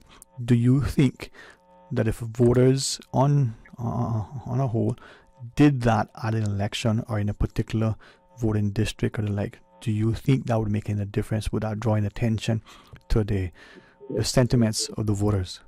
Well, every reaction or every action have a reaction, right? And that would be a negative reaction for us because we gonna lose all control then. Okay. Because you know how we don't select people for these seats. You know what they do? You're gonna select somebody and tell them say that they gonna have a watchdog of them. Right. You see, that's what happens. Yeah. The reason why, right? We've had traditionally, from statistics, a relatively high voter turnout, 90%, 80%, and increasingly over the years, in some places lower and lower for different reasons. One voter, one listener who doesn't participate, who doesn't contribute, maybe nothing. Then there's 2, then there's 100, then there's 10%, then there's 30%. The increasing number of non-participation, the growing apathy, if people become, less and less sort of engaged, maybe it's easier, back to what Burke has been quoted as saying, evil prevails when good men do nothing, right? Here's a sentiment from a listener, says, basically, everybody gets in, does the same thing. I think I've voted for the last time at the last election. If that is our sentiments, it's going to be easier for people to be able to do their thing because very few people are participating. Yeah, but what do you do when you have investments that you can go to a bank that's not established or share the bank or has no criteria, or you can go to an established bank? 99% of the people can go to the established bank. I cannot put my faith in somebody who has no... Okay, you think somebody can come to me and say, Marlon, my heart hurting me. Could you do a heart transplant for me? They will never look at me because I'm no doctorate person. I have never worked in the doctorate field, not even veterinary. So why would somebody come to me and give me a job like that?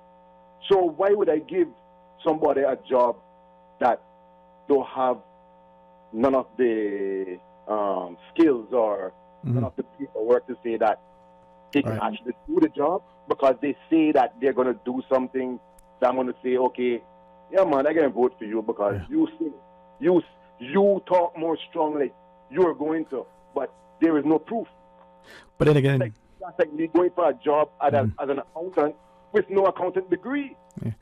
But again, it comes back. And you have a point, but it comes back to civic engagement. Voters being actively involved, informed, and willing to not only, participate in the process, but to hold those elected accountable and be willing to say, okay, let's say there's a referendum. Are we sufficiently informed about the pros and cons? Right? We aren't informed about nothing, because the way these people operate is a revolving door, and they expect change. Yeah. And like I've said, I've watched the election cycles from about a child. Yeah, man. Yeah, man. Every 4 years, you see the horse trading, and then even now it's even more blatant now. Yeah. Phone calls, changes, elections. I see somebody sign over to this one, then one phone call, they say, no, we can't go independent, we got to go back to this PCN thing, whatever it was. We all know what we're talking about, but So how do I have faith and trust to give somebody my vote? That is my sacred, that is my life I'm giving them. That's my life. So, like I tell everybody, me vote or vote not, I'm a minority. The country shall go on. Yeah, man. And I have to live with whatever comes from it. Because we can all come. One thing I know about this country, or this island of mine, we can all come together, or they can get us all together to vote. But if somebody doing something wrong in there, we can never get anybody to come together, or there enough bodies to come together to say, no, we don't want it. The first time that has ever happened is with the port. Never happened before that. Well, it shows then that we can come together if we understand how to, right? All right. But we can. But it's just like, I don't know. Yeah, man. Like, anyone talking out there is like a tree in the woods that fall down and nobody hears it. Yeah. But it fell down, you know. That's the thing. But we got to keep at least being willing to have dialogue. We got a break to take, and I want to share with you quickly before you go. Anything else you want to share, though? Well, I got a mouth full of that, but... Well, listen, you know. All right. So a couple of different messages have come in to say, you know, they don't necessarily agree with the idea of tax on the foreigners. Some have shared that, you know, they come here to work. They pay work permit fees, you know, rent, food, different things. Some have made the analogy that, like the Caymanian seafarers who went to sea, they made a living, they sent them back home. So is that fair that we impose a tax on the wages of those who come to work here? Well, yes. And the reason why I say that, where these seafarers went, go work and do all this stuff, they had taxes over there. Okay, so they paid their taxes and then what was left? Okay. So it is more than fair that they could help to pay for some of the infrastructure that they use. Okay, all right. They use in our infrastructure, so they need to pay for that. Right. Well, I think what I'm hearing you say is that there's a time now to rethink the direction of our country, the way we elect, who we elect, and how we do it, and a number of things need to be considered. All right. 100%. Yeah, man. Hey, thank you very much. I could always listen to callers all the time, but I need to be mindful. So thank you for that. All right. Thank you very much too for your forum. Yeah, man. You're most welcome. And thank you for sharing.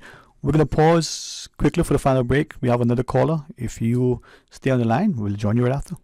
A caring and community spirit, cherished family and cultural values. These are some of the things that still embodies the Caymanian way of life in the Eastern Districts today. Savannah Pharmacy, your neighborhood pharmacy, located in Countryside Shopping Village, is delighted to offer products and services of real value. Whether it's catering to your family's medical needs or carrying apparel, gifts, and beauty products, Savannah Pharmacy provides you with more than just prescriptions. Remember, they're always just around the corner with everything your family needs and convenient opening hours, including Sundays and holidays. Savannah Pharmacy. For more information, call 946-3336. And the whole island is one big party. Little Cayman, the 2022 Pirates Fest season starts with you November 4th through the 6th with the official kickoff at McCoy's Sunset Bar Friday the 4th, followed by the float parade 3 p.m. on the 5th starting from Southern Cross, costume competition, fireworks show, and don't forget about the Pirates Party at the Hungry Iguana. You know them pirates like a little party, Little Cayman style. Little Cayman Pirates Fest, November 4th through the 6th.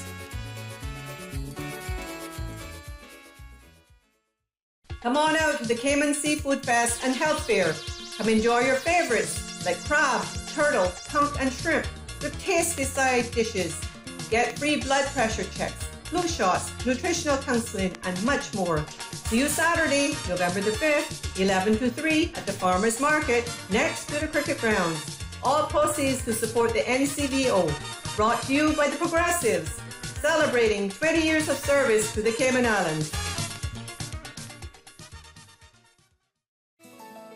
The offices of dermatologist Dr. Wayne Porter will be taking appointments from September 30th until October 8th at his Crew Road Clinic. Appointment slots are limited. Whether you're seeking advanced skincare, Botox, filler, cosmetic skin enhancements, or simply looking to reduce wrinkles, Dr. Porter offers a full-service dermatology and dermatological surgery practice. For more information, email dr.portercayman@gmail.com or call 946-9020 to book your appointment today. That is 946-9020. Talk today. But I do have some questions. Cayman Islands' foremost listeners' participation program. Because there are more questions than answers. What the public is saying. Waiting to take your calls right now. Sterling Dwayne Ebanks. Hey, good afternoon. Welcome back, and thanks for joining us. And perhaps we got time for one final call. Let's see. Hey, welcome. Good afternoon. Thanks for calling. Hey, good afternoon, Sterling. How are you doing? Excellent. Blessed, man. How are you? I'm all right, I'm all right. I hope the seas are not too rough, but the sun is just shining bright enough. Yeah. Every day is a pretty day in the Cayman Islands. Amen, brother. Amen.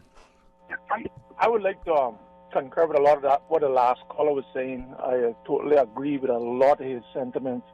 Very insightful input the gentleman had there. Sterling, we've been going around like a dog chasing steel in this country for many, many years, and that's the system that is. But in that swirl, a lot of our people are falling through the cracks. And here's how I envision some of those problems. I do have some solutions I would like to express as well. Yes, please. That our major destruction to the social fabric is too many work permits on outside workforce. First of all, here's what it does from my perspective. It deteriorates the mindset of the Caymanian who would like to aspire to achieve more. That's number one. Number two, it puts them at a disadvantage to get a job.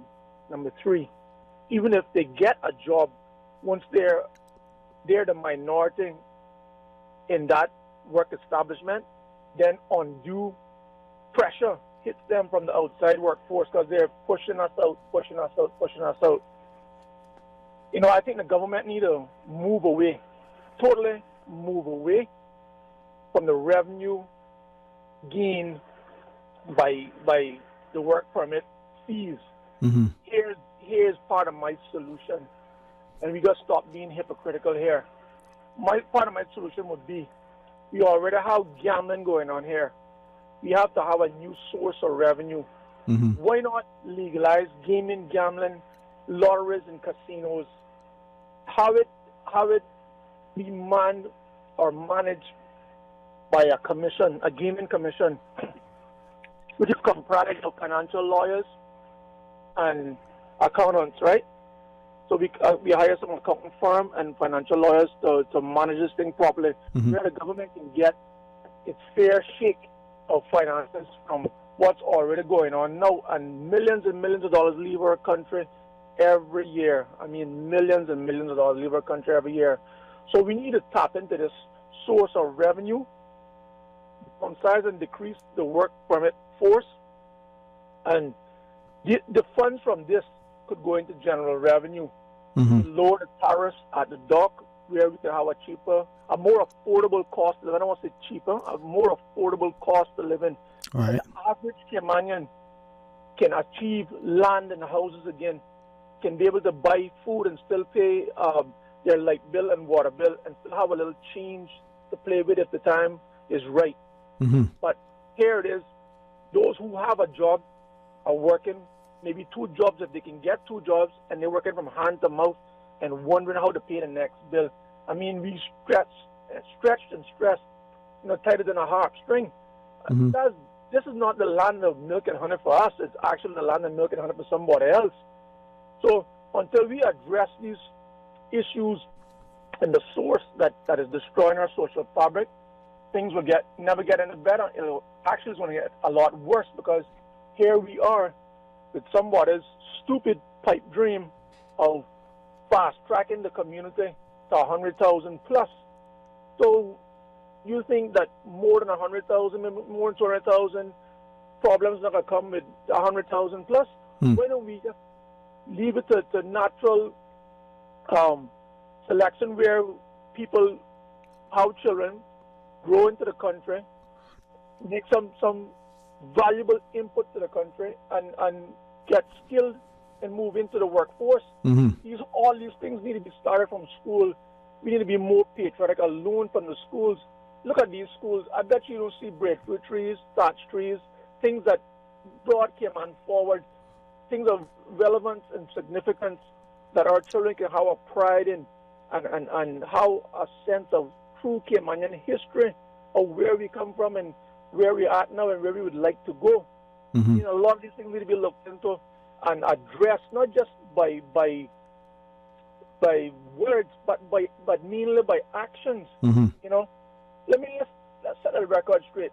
This present administration, I'm 100% behind this present administration. I think this is the best choice that we have for a long, long time. And they're not all perfect. Nobody's perfect. But I think this group is the only chance to start to preserve and create something for the Cayman people. My whole support is behind this group. I mean, there's lots of work to be done, lots of enhancements to be made. I mean, they have a ton-load of work to be done, right? Mm-hmm. But I don't really want to get over political here. Mm-hmm. I want to speak of the situation as I see it. We need to address our people, which is the threads of the social fabric of the Cayman Islands, and that is generational Caymanians. People like a gentleman who came here, his parents came here, and he's a first-generation Caymanian. Mm-hmm. We need to address society for those people, those Caymanians, us the Caymanians. The outside workforce is only coming here to better themselves and send their money back to their respective homelands to better their economy. And I can't blame them. I can't fault them, because at one time our seamen and our foreparents went away to do the same thing to build up Cayman as well, right?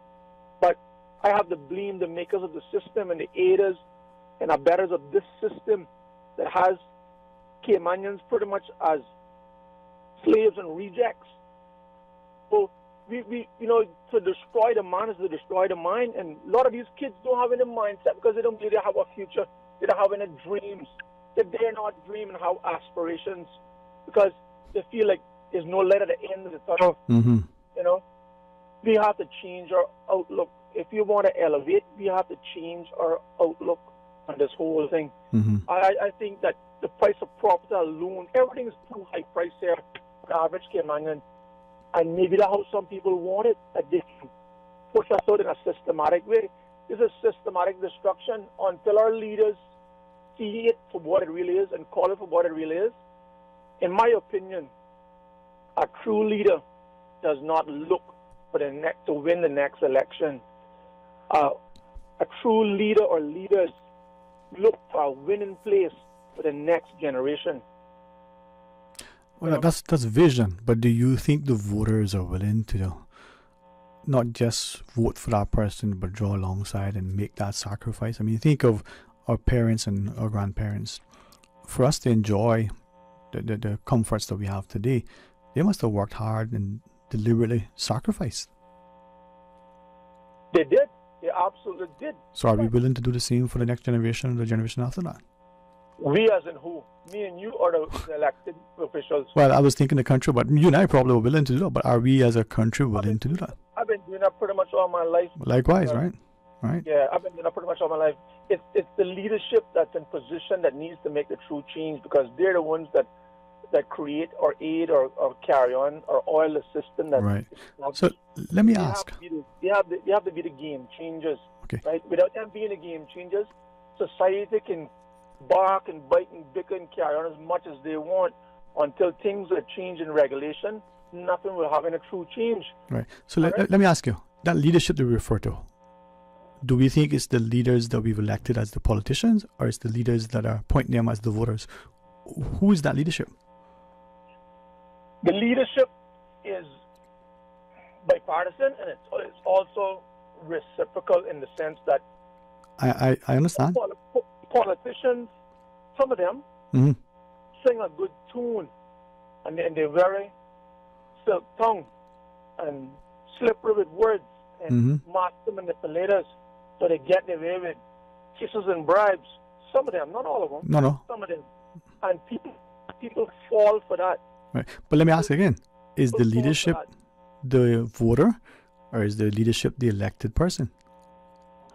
Leadership, that's what I'm telling you. Mm-hmm. Leadership is blamed on both parties. The one who gets elected that promises to do the job that he Right. does not do, one of those things a good song, and the ones who get hoodwinked into voting again and again and again and again for the wrong people. Mm-hmm. So they need a civic educational process. They need to check themselves and say, look, is this good for my kids?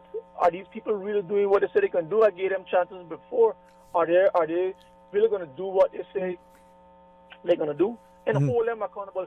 Here's what the whole country, should be pushing for right now, right? We should have district councils implemented right now. That would be the transition point from the voices of the people to those who they have elected to hold them accountable and carry out the wishes of the people to better the country for everyone, But what's happened? People made a little stir about it at the beginning of the election, and then it just dropped dead. It dropped from their affairs. Nothing is going forward with it, not to the best of my knowledge. So until we can hold everybody truly accountable, and I'm not just talking about this group of people. No. I'm talking about every election cycle, they're coming forward, Yeah. The ones that passed, we can't learn about them having an accountability, because we dropped the ball with them. But let's start here and move forward with that. Yeah. Yeah, man. So it's so many facets. Yeah. This whole equation, right?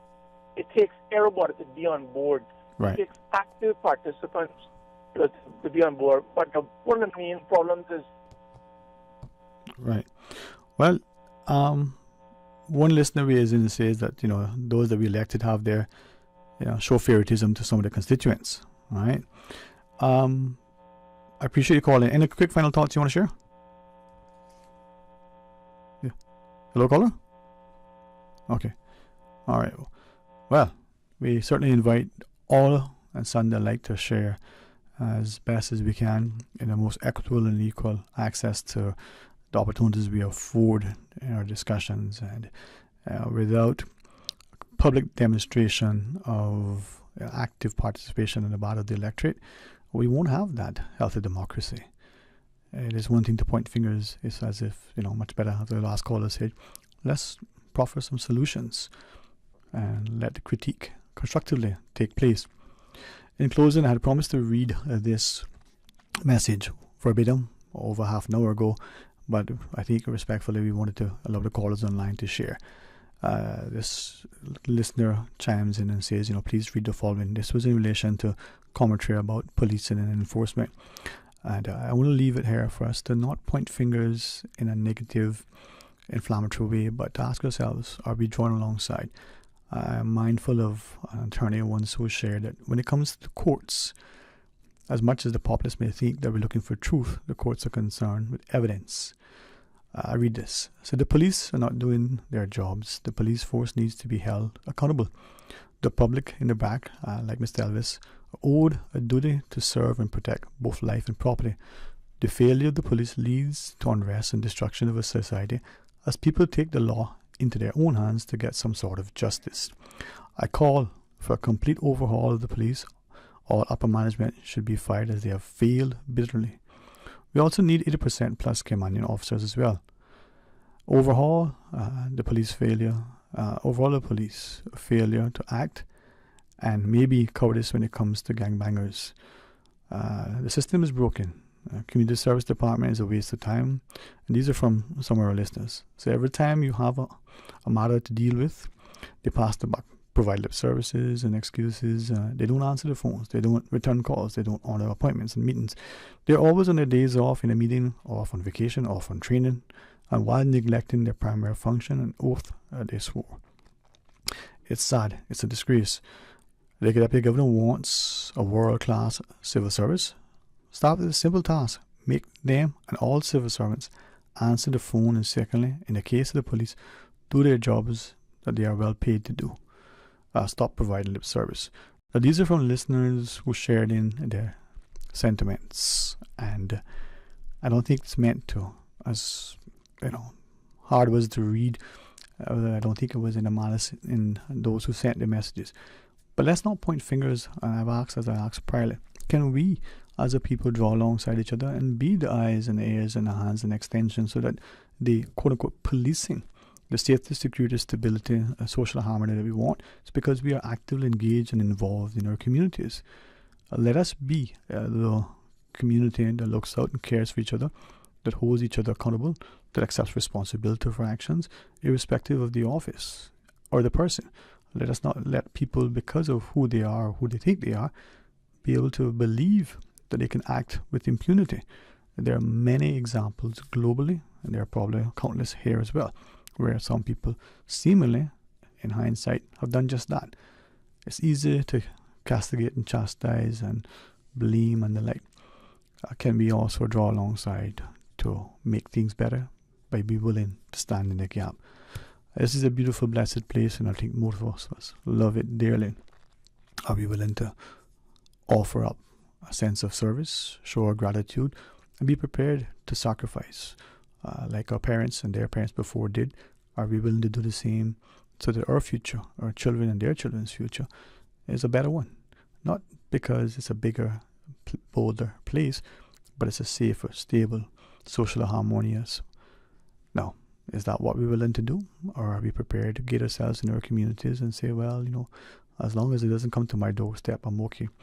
As long as I got 2 shillings to rub together, I'm okay. Wealth isn't measured in the amount of dollars that we have, but perhaps in the serious contribution of our service. Hey, have a wonderful, blessed, and productive afternoon. Thanks to the team behind the scenes for allowing us to go into a little overtime. Thanks to you for listening, for contributing.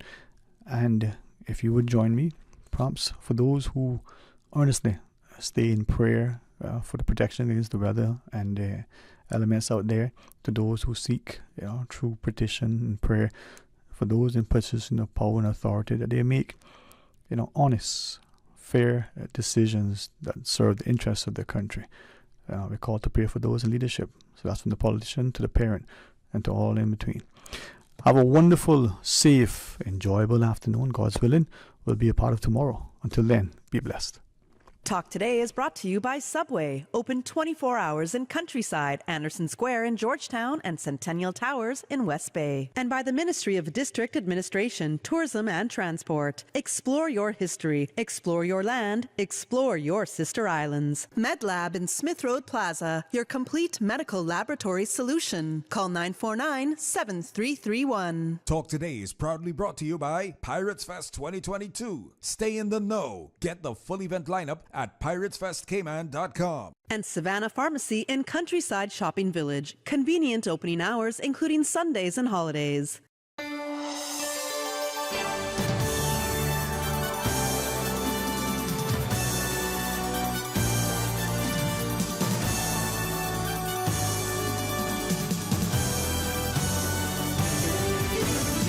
Water Authority Cayman wishes to advise its valued customers and the motoring public of planned works to upgrade the water